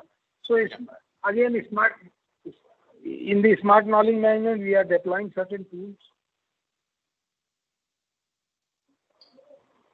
The enterprise content management system, the workflow systems. So these are tools which are getting deployed. In fact, this has already been deployed. Similarly, Smart Office, again, digitizing the workflows. Now, this has held us in good stead in the COVID-19 scenario, where now a lot of approvals are not happening through physical files because of obvious reasons. So these sort of tools which we had deployed earlier now are holding us in good stead. Robotic process automation, we have identified as a big opportunity in our company. And we have big plans. We have already started implementing the RPA. And there are many redundant processes which can be brought into RPA. And crucial manpower, useful manpower can be saved. Of course, we are a customer-oriented company. We have a customer base of 25 crore plus. So customer first is one of the initiatives. It has got to be one of the initiatives. So, in fact, chatbots we have already deployed for all the customers. We are deploying many other tools for customers like remote fuel management of customers. There are customer auto replenishment for the retail outlets and our big consumers. We are also doing a study on retention of the existing customers. So predicting that the customer is going to leave is a big area. Of course, we are trying to use AI to alert our field officers which customer may leave us and better go and contact him.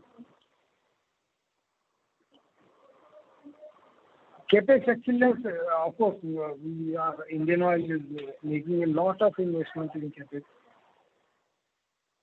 The BS6 itself, during the BS6 implementation, we have implemented a lot of capital projects, and even now, many capital projects are going on. Of course, post-COVID, there could be some hold up, but it will again catch up. So, CapEx management, end-to-end project management, even once the project is completed, nowadays the documents are not handed over in digital form always. So it could be physical handover, but these are crucial documents which we need after 5 years, 10 years also. So how to digitize these things and seamlessly hand over from project to the operating people who can manage it well. Even during the execution stage, how to manage the project effectively, it can lead to a lot of savings in cost and time. So these are the initiatives we have already implemented. And analytics, there is a lot of things to be talked about. Professor Raj has also said about the data, whether good data.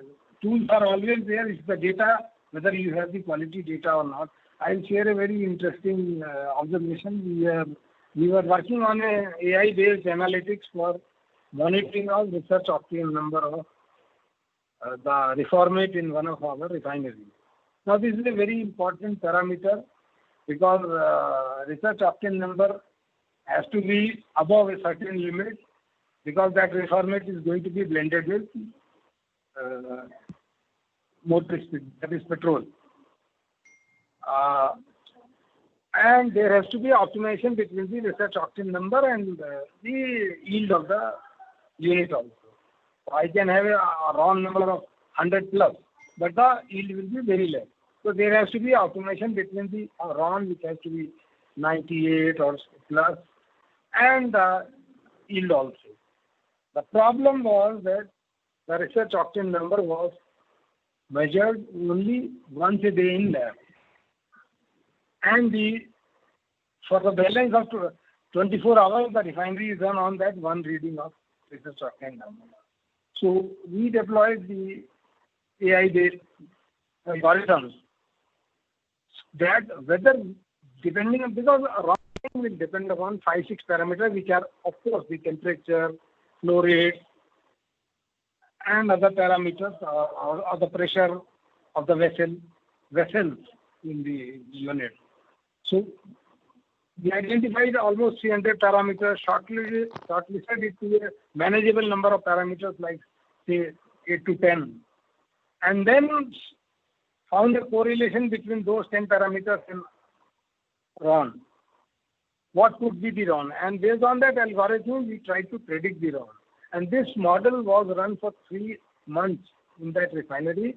And when the refinery officer said, yes, your model is predicting the RON properly, and we can depend upon your prediction also. Of course, lab report was available only once a day. So based on that RON, now further we developed the model how to optimize the yield and RON both.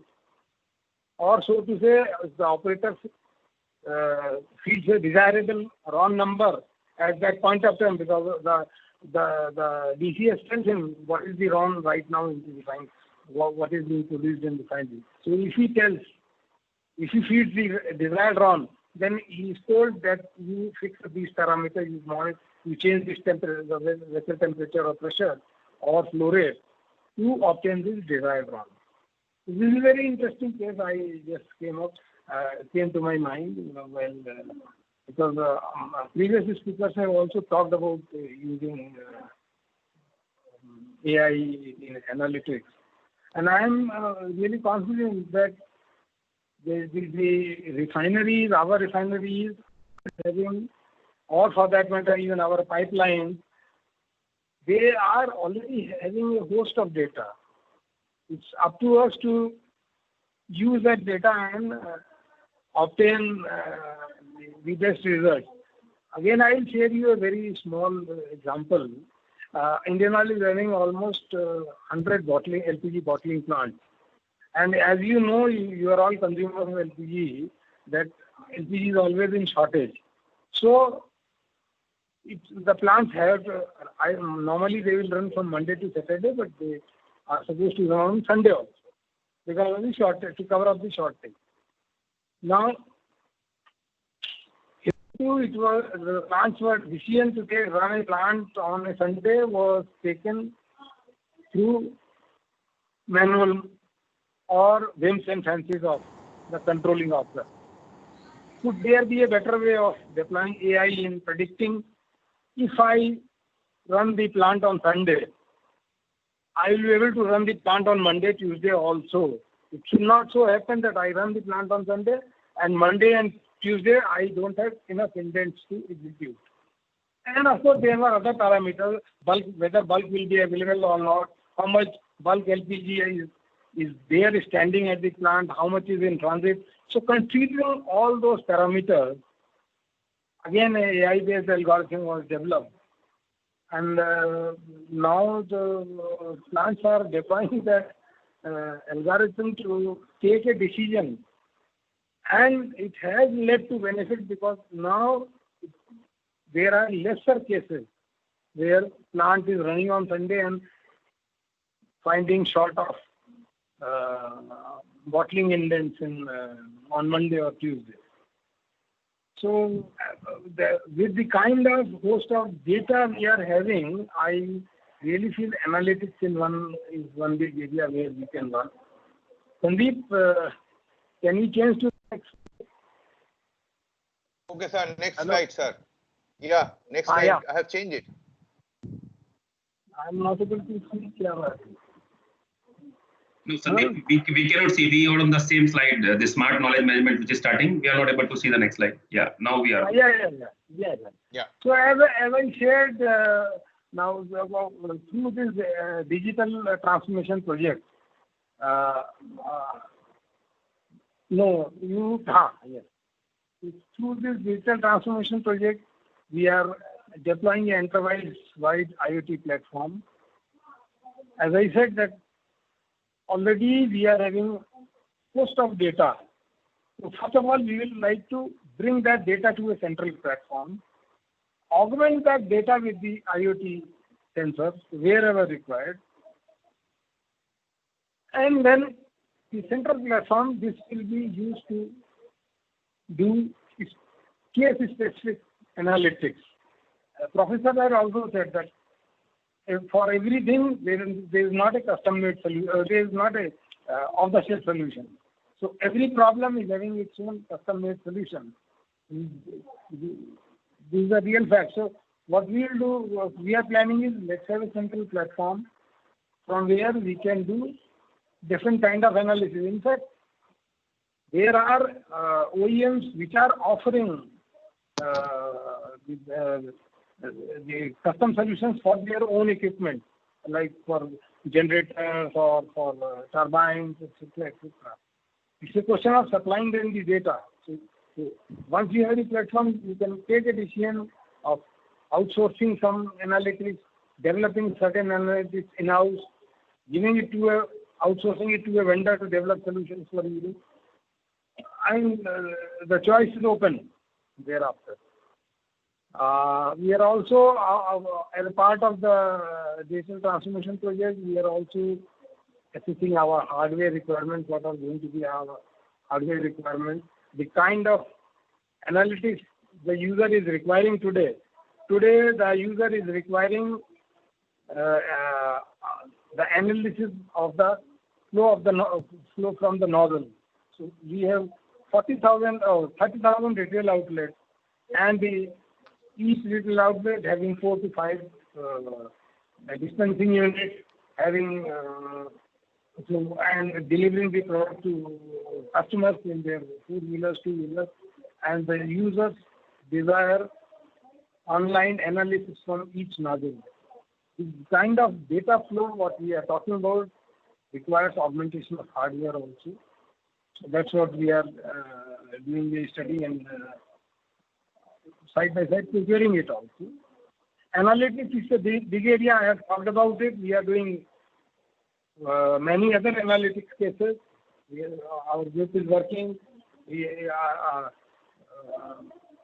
Illinois is having solar power plants, compressed biogas plants scattered all over India. How to monitor them centrally.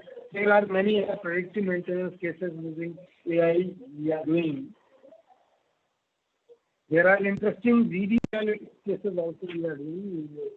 Some previous speaker had talked about video analytics also. It's a very interesting subject, and we are doing some cases on video analytics, like simple cases. Once a LPG truck returns with X number of cylinders in the plant, there are certain checks which need to be performed. Hello, Sandeep. Yeah, hello. So I'm audible now. Yes. Yeah. So now a man is to be deployed to count the number of cylinders, to count whether to see whether the cylinder is damaged or not, and many other parameters. Can the video analyst will be deployed to remove that man?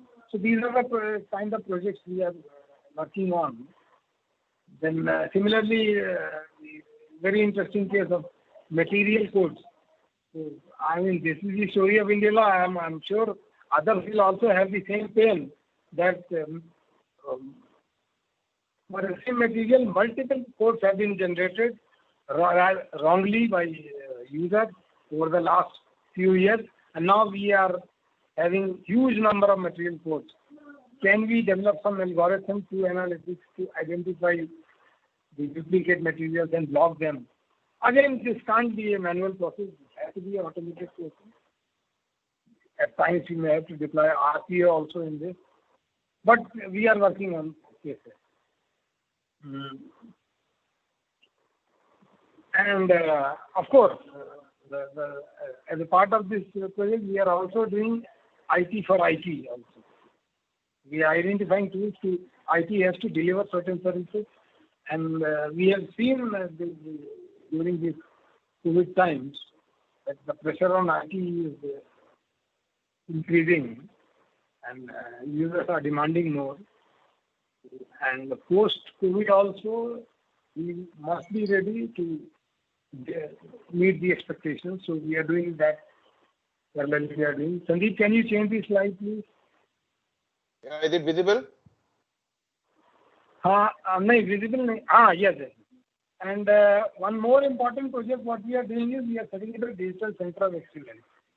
Center of excellence with this center of excellence, we are trying to develop competency in various fields like analytics, training, trying of new technologies, implementing those new technologies, scaling up of those new technologies. So this is going to be an in-house expert pool which we are developing, which will be not only showcasing what technology we have implemented, but it will also keep on taking forward the torch of technology trying and implementation. Can you move to next slide, please? Yes, sir. Is it visible? This is a change management. This is just to show that these are the change management exercises we are doing as a part of this project. Every company is doing it, so we are also doing it, but we are trying to popularize it among the masses within the company. Just to give you an idea, we had done a hackathon on involving young officers in December, and it was a huge success. It was participated by 50 people who came with their own set of business problems. Even now, we are doing even on a bigger scale, young officers conclave. Again, it's a e-conclave. It will be a virtual conference, but then the young officers are being encouraged to be part of such kind of conclave. Can you move to next slide, please? Yes, sir. Done. So in this slide, I have just tried to list what are the new technologies we are implementing. Of course, the technology being implemented is not limited to the what mentioned in this slide. Whatever is relevant for us, whatever demand is coming from the users, we are trying it. But it's an ambitious task because every technology in a public sector environment you can't today think and tomorrow implement. So we have to go through procedures. But unless we think, we cannot implement. So it's a 2-year project where we are trying. We are being very ambitious that we want to implement most of the new technologies which are mature. We are trying to implement. Can we move to next slide, please? Yes, done, sir. This is the just listed few projects, big ticket projects which we are. Besides this, as I had told, we are also implementing the IoT platform, etc. But one of the presenters had talked about the digitization in maintenance. This is also one of the projects we are doing it. But our focus is on optimization of all the processes. And of course, the main objective is obtaining some financial benefit out of it. So the final target is that whatever digital project we are trying to bring in, it must bring some financial benefit to the company also. So this is one of the KPIs of all the projects. And we have moved forward on most of the projects. Where the projects are related not only to refineries and pipelines or marketing, they are also related to common functions, service functions like HR, finance, etc. In fact, what my idea is that the initiative cannot be confined to those 80 which have been identified. There are many, many more areas. Indian Oil is a very big organization. There are many, many areas where there is a scope for huge savings. Indian Oil turnover is almost 5 lakh crores. So there has got to be scope for improvement in reducing our expenses or increasing the revenue. So with this objective, we are working, and the objective is to involve most of the officers, keep them active, keep them informed, so that they can approach the digital transformation group and contribute, at least tell us the idea. There are experts available outside, you can always approach them. This is what little I have to offer, but frankly speaking, I must thank the organizers because today I have got more benefit out of this conference, listening to experts. I could share only very little what I know about it. Thank you very much. So thanks a lot, sir. Yeah, thanks a lot, sir. It was really insightful how a big organization is transforming them. How a giant is actually, for a giant it is not easy. So I think we have tremendously benefited. In the interest of time, I will request everyone to post their question on the chat. And may I request my next speaker, Sandeep Rastogi and Varun, who will come. We have heard a lot about analytics, but let us also hear what should be a reliable and a robust architecture which can support these visions. So over to you, Sandeep and Varun. Kindly keep it within 20 minutes. So your time starts now.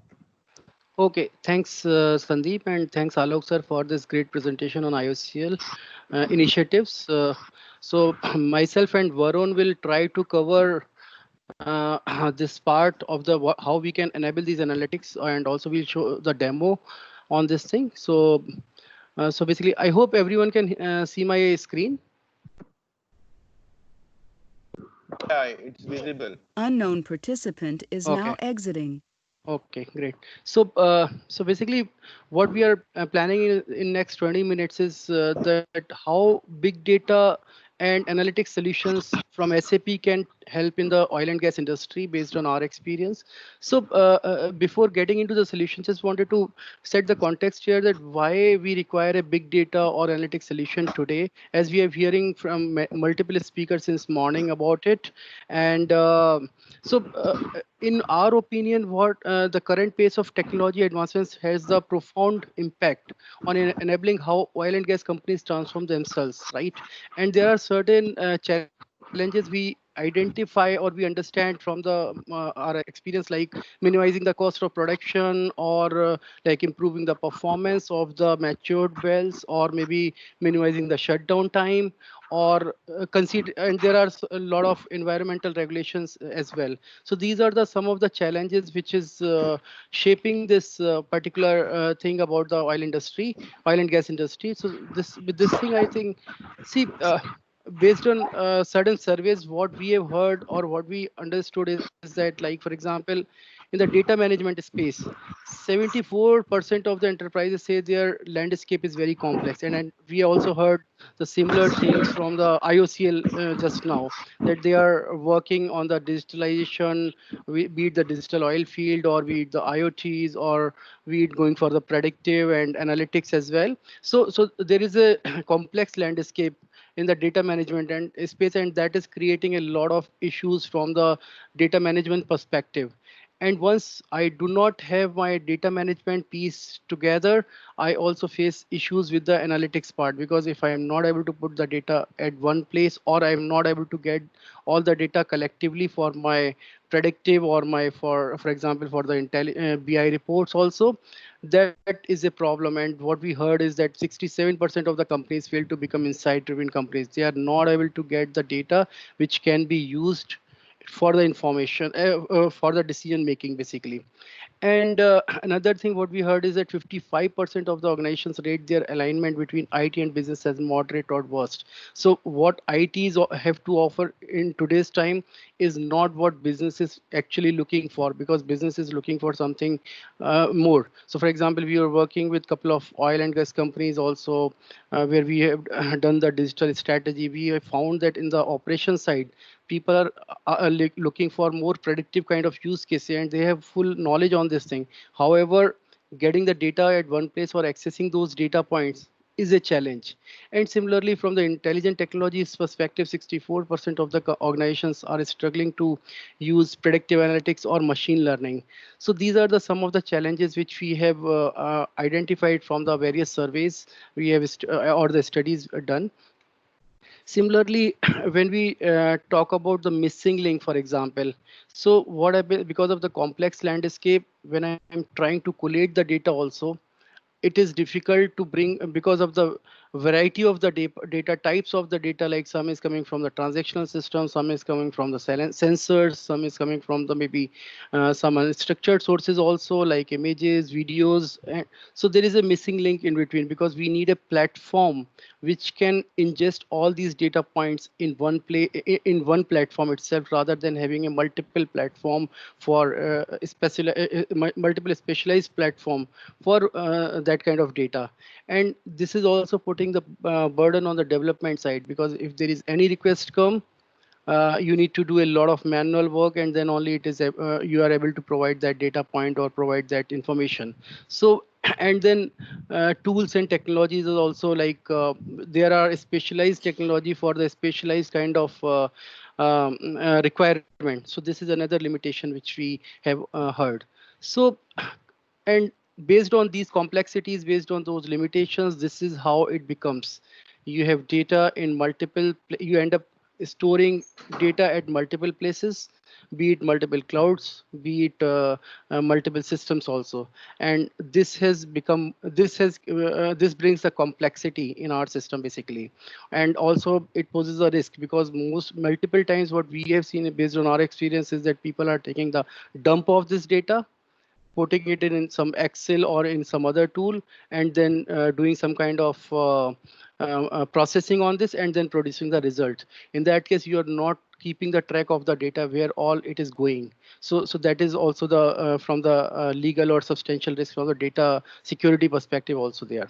So considering those kind of challenges, what SAP's vision from the data perspective is like this. So already you are aware about the top layer where we are talking about the digital core, like employee experience point of view, various applications basically. However, from the middle layer perspective, if we talk about, so on the middle layer perspective, that is where SAP's vision is that you can have your data in various places, not a problem. However, from the intelligent technologies point of view, in SAP, what we can try and we can help is that bring great benefits like such as productivity or efficiency gains, or maybe some innovative new business models also we can bring, right, by putting the models and new revenue streams as well.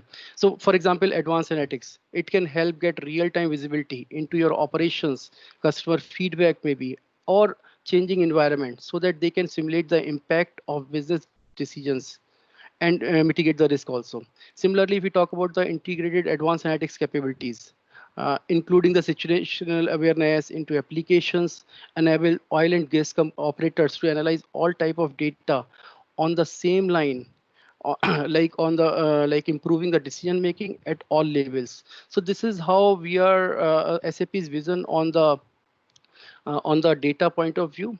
And for fulfilling this vision, there are certain guidelines, principles we have defined from the, for example, from the IT perspective, we are talking about the reducing the latency or redundancy. So what that does that mean is that what we are saying is that you, for if you want to use certain data for a certain particular purpose, you need not to bring the data into a particular platform to make it a single source of truth. You can the data can remain wherever it is. However, when I require it for the processing on the fly, on demand, it should be available. So that is so we are trying to reduce the redundancy. Similarly, the agile iterations. See, even if I have to do a multiple time operations or multiple iteration in coming up with models or something, I don't have to create multiple data copy for that, for example. Similarly, like minimizing the business disruption. So what we are saying is that if any customer or our business users are coming to us, our ability should not be like that, okay, we cannot provide you this data at this point of time because of certain limitation or something. So we are making a reusable content as well. At the same time, from the business priority perspective, for example, enterprise-wise visibility. So be it I have a digital oil field system, be it I have sensors on my machines, be it a transactional system, be it my fuel management system maybe, or maybe the power consumption systems, I can see all this data at one place in real time from the from maybe in the dashboard, or maybe I can use this data for the predictive kind of use cases like demand forecasting or maybe predictive maintenance kind of thing. Similarly, time to value. So this is very important. Whenever I require this data, it should be available for me. So these are certain design principles which we follow, and basis that this is the high level architecture which we have come up from the, especially from the oil and gas perspective. So if I talk about at the bottom layer, you can have various source systems like maybe SAP S4HANA or ECC, which is our transactional system, maybe unstructured data like you might be getting the images, or maybe you are getting the videos, or maybe some other unstructured data like PDF documents or emails or maybe social media feeds. And then you can have some homegrown systems which could be at with the back end of these RDBMS. Or very important factor in today's scenario is like having these machine data, be it directly reading those sensors data from directly from the sensors, or we can also read from the historians. So for example, if I have to read directly from the IoT sensors, I can use either my IoT edge device, this thing, or maybe I can use Kafka streaming for that purpose. And or if suppose we are talking about the historian like maybe GE Prophecy or maybe OSI Pi, we can directly read this data into HANA from this plant connector perspective. So any OPC compliant historian we can connect as well. So basically one important factor here which is enabling this all these various sources is something called SAP Data Intelligence in the middle. So what it provides, it is basically providing the enterprise information management ability to surface data, govern data, examine data from more resources with enterprise AI, which allows us to learn from these data and drive business value. So for example, in this particular case, if I take an example of predictive maintenance, for example, so I'm getting data from the sensors using my IoT edge devices. Now, one way of looking at it is that I can get this data, store it first in the data lake or maybe in the data warehouse, bring my asset, because I am talking about the sensors data which is coming from my machines. I also need to get the asset data from my ECC or S4HANA system, because whatever maintenance has happened from the, or what is this asset, all that asset information, maintenance information, records are there in my ECC system. So I have to bring all these data into one place, maybe in the data lake or in the data storage, and then I can apply certain algorithms on top of it. However, there is another way of doing it in real time as well. So for example, I can deploy or create my model in Python, for example. I can deploy in data intelligence. So I'm reading this data from sensors in real time. I'm reading this data from ECC or S4HANA in real time.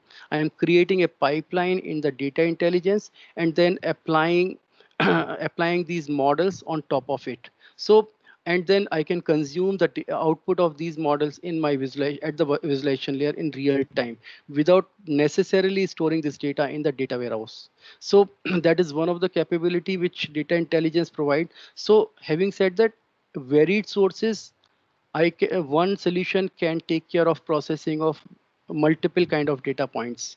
Secondly, when I'm talking about the varied sources, it also become very important that I should have all the metadata captures from the source system, so that tomorrow, if any issues are there, if any data lineage issues are there, I should be able to refer it back. So that is another capability which this data intelligence tool provides me. So so basically, I can have data discovery and pipelining, monitoring, as well as business catalog kind of thing in one place in data intelligence. And also, suppose from the reporting and analytics point of view, I need this data in real time. So I can use this smart data integration, for example, to read data from S4HANA and put it in the real time in the data warehouse, so that same can be used for my KPI dashboard or visualization, or maybe for the predictive purpose as well, or similarly from these systems, homegrown systems as well. I can read in real time and put it in the data warehouse. Now, when I come to the storage layer, in this case, we are talking about the BW for HANA plus HANA. So why BW for HANA? Because from the ECC or S4HANA perspective, there is a lot of pre-built business contents which is available in this BW for HANA. So that so it gives a lot of flexibility or reduce the deployment time drastically. So that is why it is very important. And then secondly, from the HANA perspective, I can do the SQL based operations also, and I don't have to write any ABAP based complex program to get my data or get the queries done. So this is the storage layer we are talking about. Then comes the predictive layer. So one more important thing about before I talk about the predictive layer on the data intelligence side is that we have basically this data intelligence is a very open tool. We are not restricting anything. So for example, while data intelligence provide you the auto ML capability by default, HANA PAL library is also there. However, at the same time, you can also bring your own model and deploy at the processing layer in the data intelligence itself. So for example, I have a Python model. I can just bring that model and deploy here in the data intelligence and execute it. Similarly from the R as well. And you can bring any other statistical tool capability also here. Jupyter Notebook is already part of the data intelligence as a runtime environment where you can write your models. Also, you can do here you can also do in data intelligence your model versioning as well. So model, so you can maintain the version of the models as well in data intelligence. And so this is what we are talking about from the predictive layer perspective. Any predictive library you can bring and execute or maintain in your data in this particular architecture without any limitation. And then from the point of view of the visualization and BI layer, we are talking about SAP Analytics Cloud or Business Object BI, where you can, so as you know that from the SAP Analytics Cloud point of view, we are talking about BI, planning and predictive, all three in one tool, so that when I'm seeing my business BI report, I can also run some predictive algorithm and find the insight from the system on the KPI which I am seeing right now. Or I can also, when I'm talking about the financial, for example, or maybe I'm talking about the production, I can also see the planning or do the planning at the same time in the same tool without again going to the multiple tools. So this is the holistic architecture we are talking about from the oil and gas reference big data architecture point of view. One more thing I would like to highlight here is from the unstructured data perspective. So from the unstructured data perspective, you can go for any Hadoop kind of system, and it could be any hyperscaler Hadoop like from AWS or maybe Azure, or maybe some open source Hadoop you can download and install and configure, and you can directly connect this Hadoop with the data intelligence from the processing perspective as well. So if you have any question on this thing, please let me know. Otherwise, what I would request Varun is to just show this thing in action based on this architecture. Just show some demo which will give the actionable intelligence. Varun? Hello? Varun, can you hear me?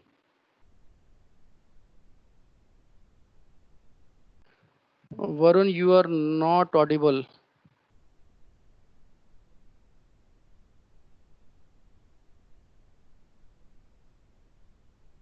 Hey, Varun.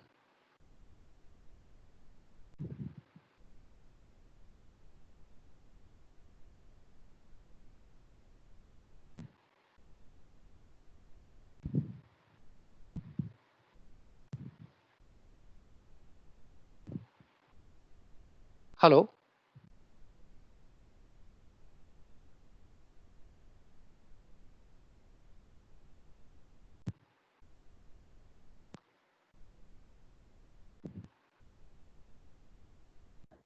Hello. Hi, Sandeep. Can you hear me? Yeah, now I can hear you. Yeah, I just rejoined. I don't know. It's logged Okay. for too long, I think.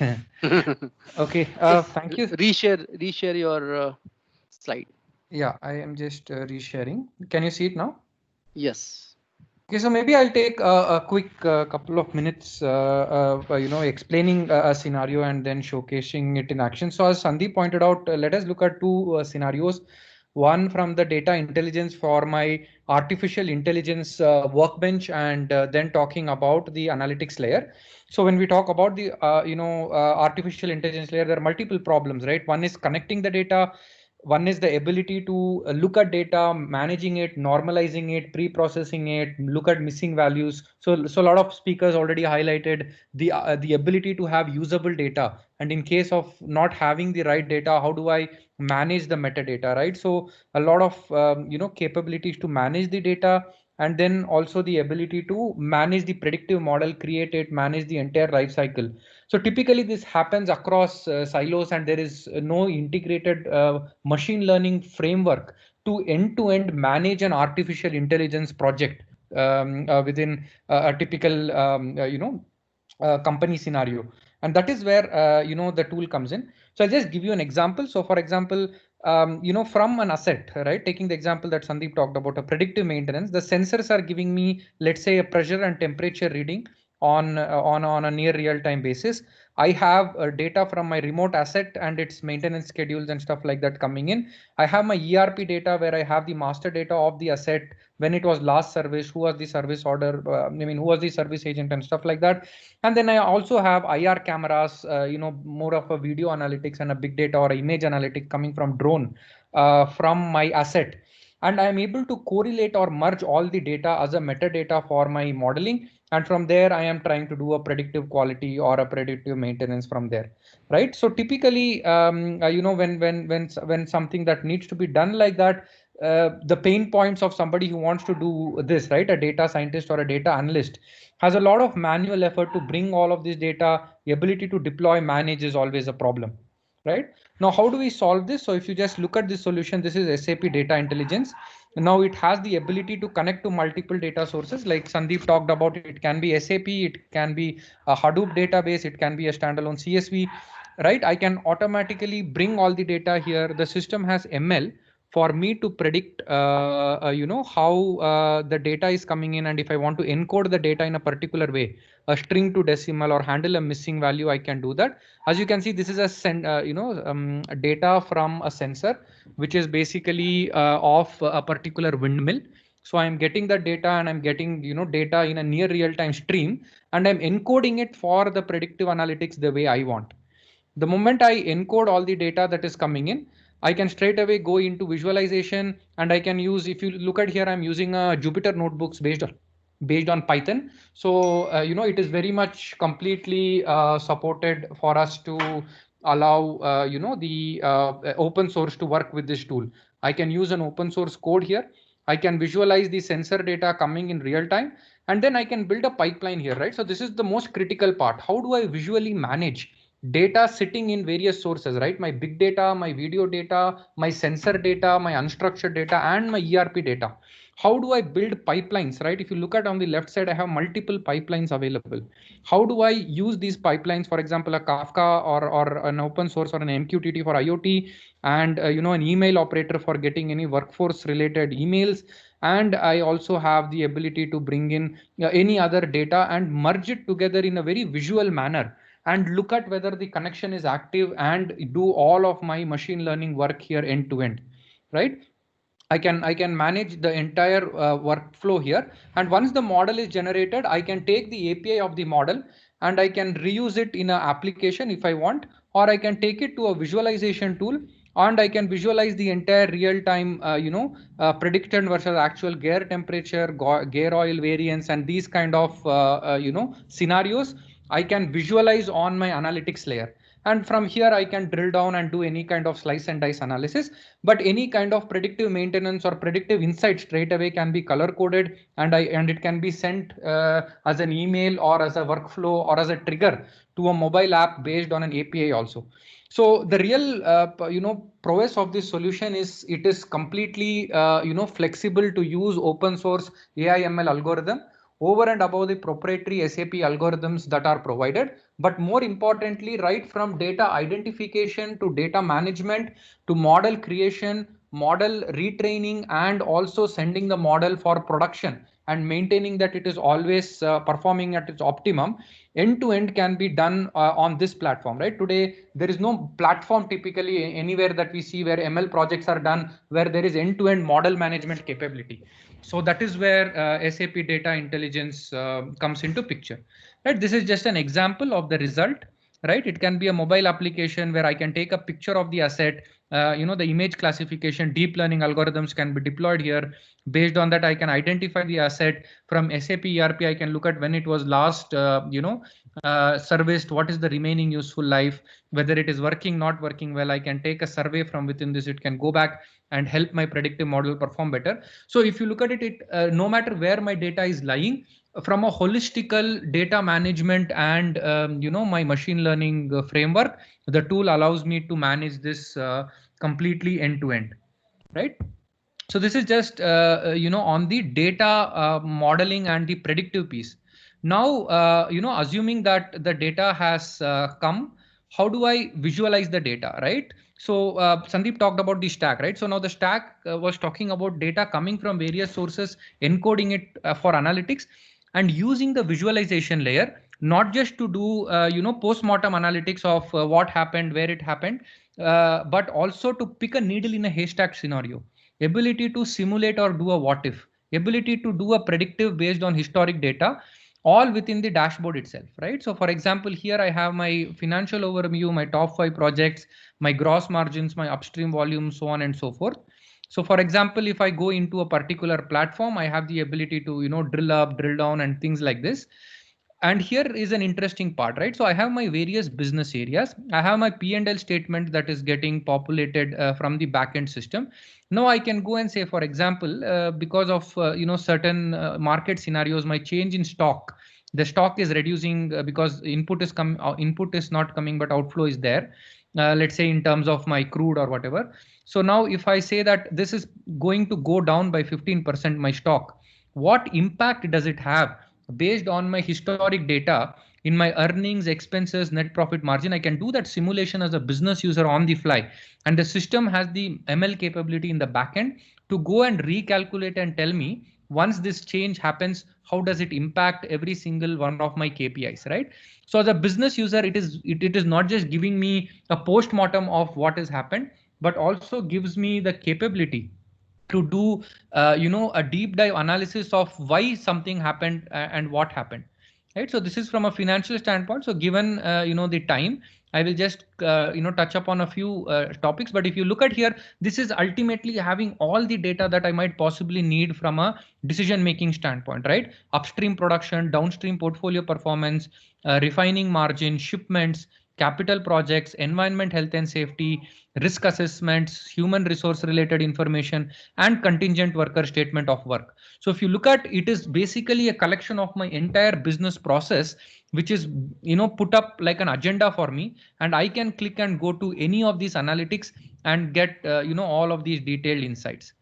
Right. So here I have direct labor, input costs and all of that. Again, as I said, this can allow a lot of what if simulation features.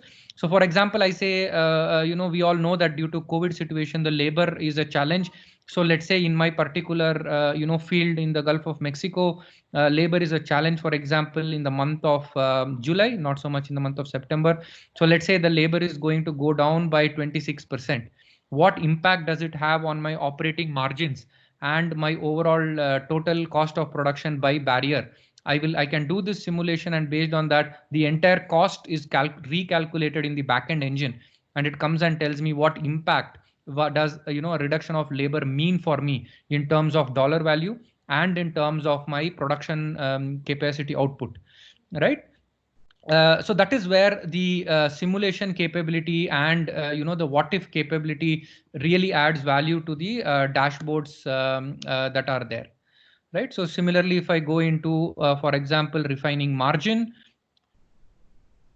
you can look at some of the KPIs here, and the important point to notice here, this is something that as KPIs SAP provides out of the box, because we do understand that in an oil and gas industry, it is not easy to identify all of the KPIs across all of the LOBs, identifying where the data needs to come from. So what SAP has done as one of the thought leaders in the oil and gas industry is that we provide some out of the box content called SAP Analytical Cloud content, which are provided for the analysis.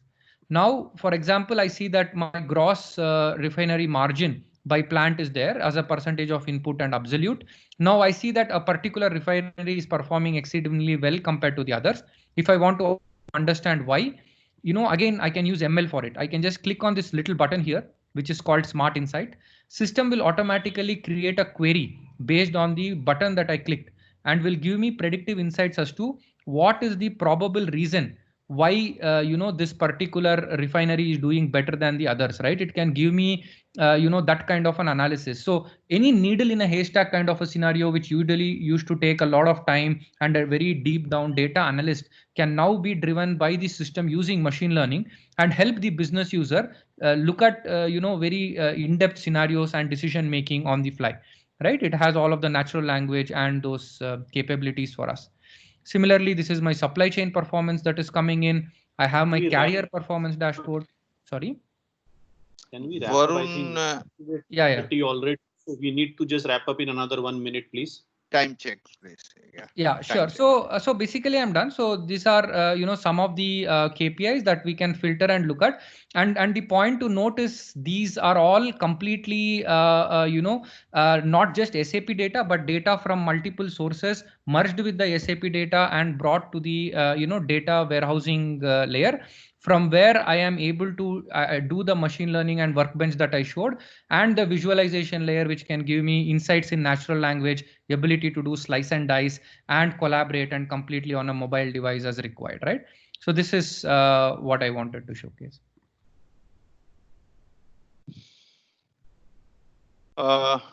Thanks, Okay, Varun. sir.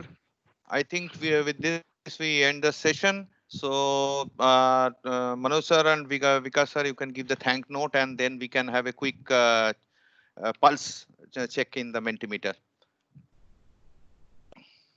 I think so. So this is Vikas here. So thank you very much, everyone, for joining today's session. I'm sure you would have found value in the sessions as well as the speakers that spoke today. I have actually enjoyed enormously. So I hope you all have too. I just want to extend sincere thanks to SAP team, specifically Mukesh, Sandeep, and Mani for putting this whole agenda and content together. And to everyone, we look forward to your participation in the next SIG, next oil and gas SIG also. You have a great weekend and be safe. So thank you very much for joining today. Okay, sir, before we wrap up, can we again go to the Mentimeter screen? So Sarang, we can just finish the 4 questions which are related to the session, how it went, what things needs to change, and we can have a quick wrap up on that. So over to everyone, please go to www.menti.com, enter the code 836174. So we will finish quickly.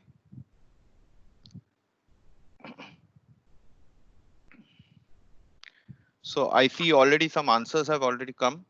So let's look into it. So people had started posting in it, right, Sarang?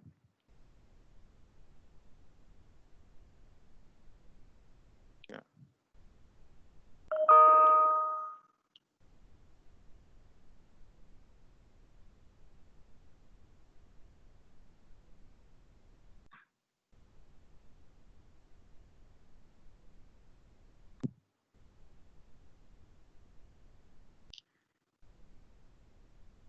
So there's a digital roadmap and advanced analytics are going neck to neck.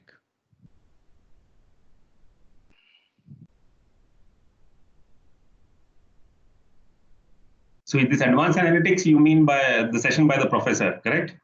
Yeah, professor plus the last session plus all those things. Okay. It's a sum total of all.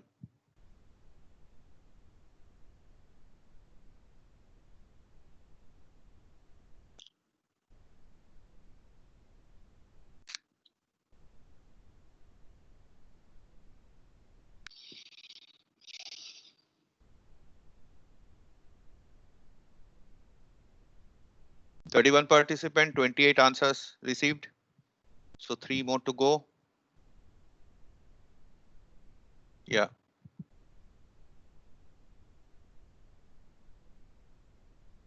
So next question, please.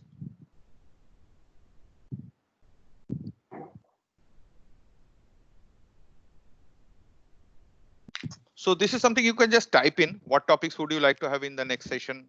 Short. Which if it's something which you have heard this time and next time you want to hear more on it, so you can highlight that, and on any new topic you can just put it.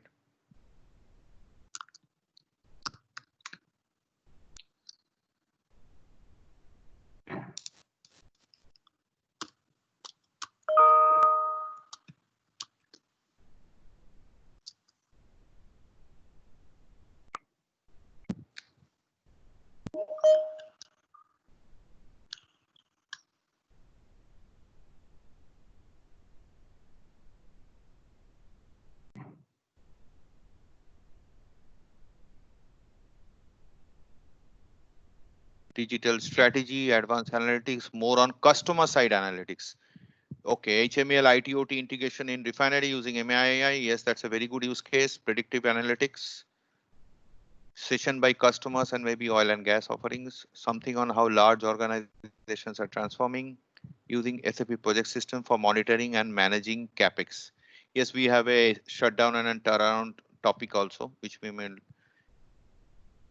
ITOT integration analytics, IoT, digital transformation and CRM topic. Yes, that's this time we were more on assets and less on customer. We had the HML story, of course. Successful use cases of digital refineries and the digital, yeah. More in refineries, yeah.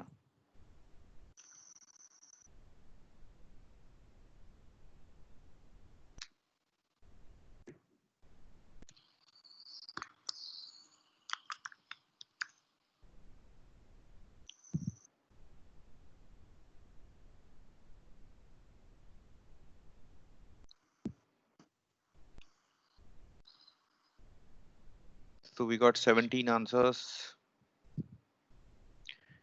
And there is a lot of inclination towards IT/OT integration, IoT, digital transformations, use cases. So we'll definitely keep it in mind.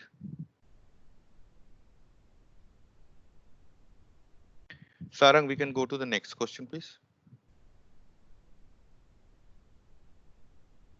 Okay, that's a quick answer we can get. How often would you like to have these virtual sessions?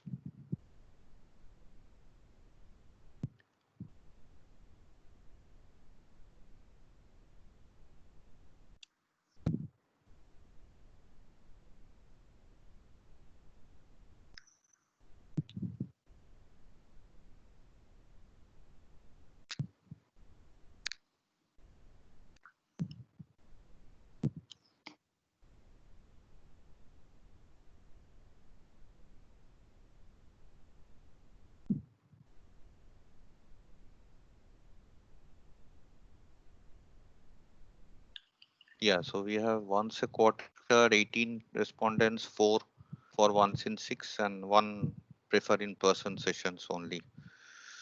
That's a very good revelation. And there's a last question, right, Sarah? Yeah, okay.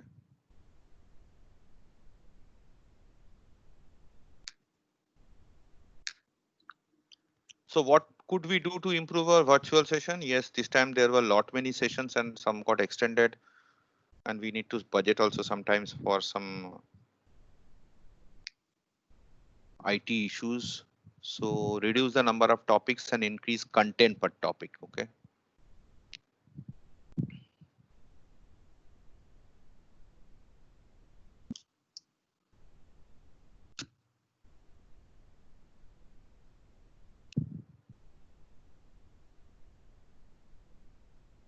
Sandeep, Udayan here. Yeah. Probably could also look at if we can do a virtual panel kind of a discussion also between not many, but at least three or four people. Yeah, I mean, this was the first time, so we thought that, okay, let's have this topic, but next time we may bring that idea of having a panel discussion also. So technology permits these days to bring that. So that's a good idea. We will keep that in mind.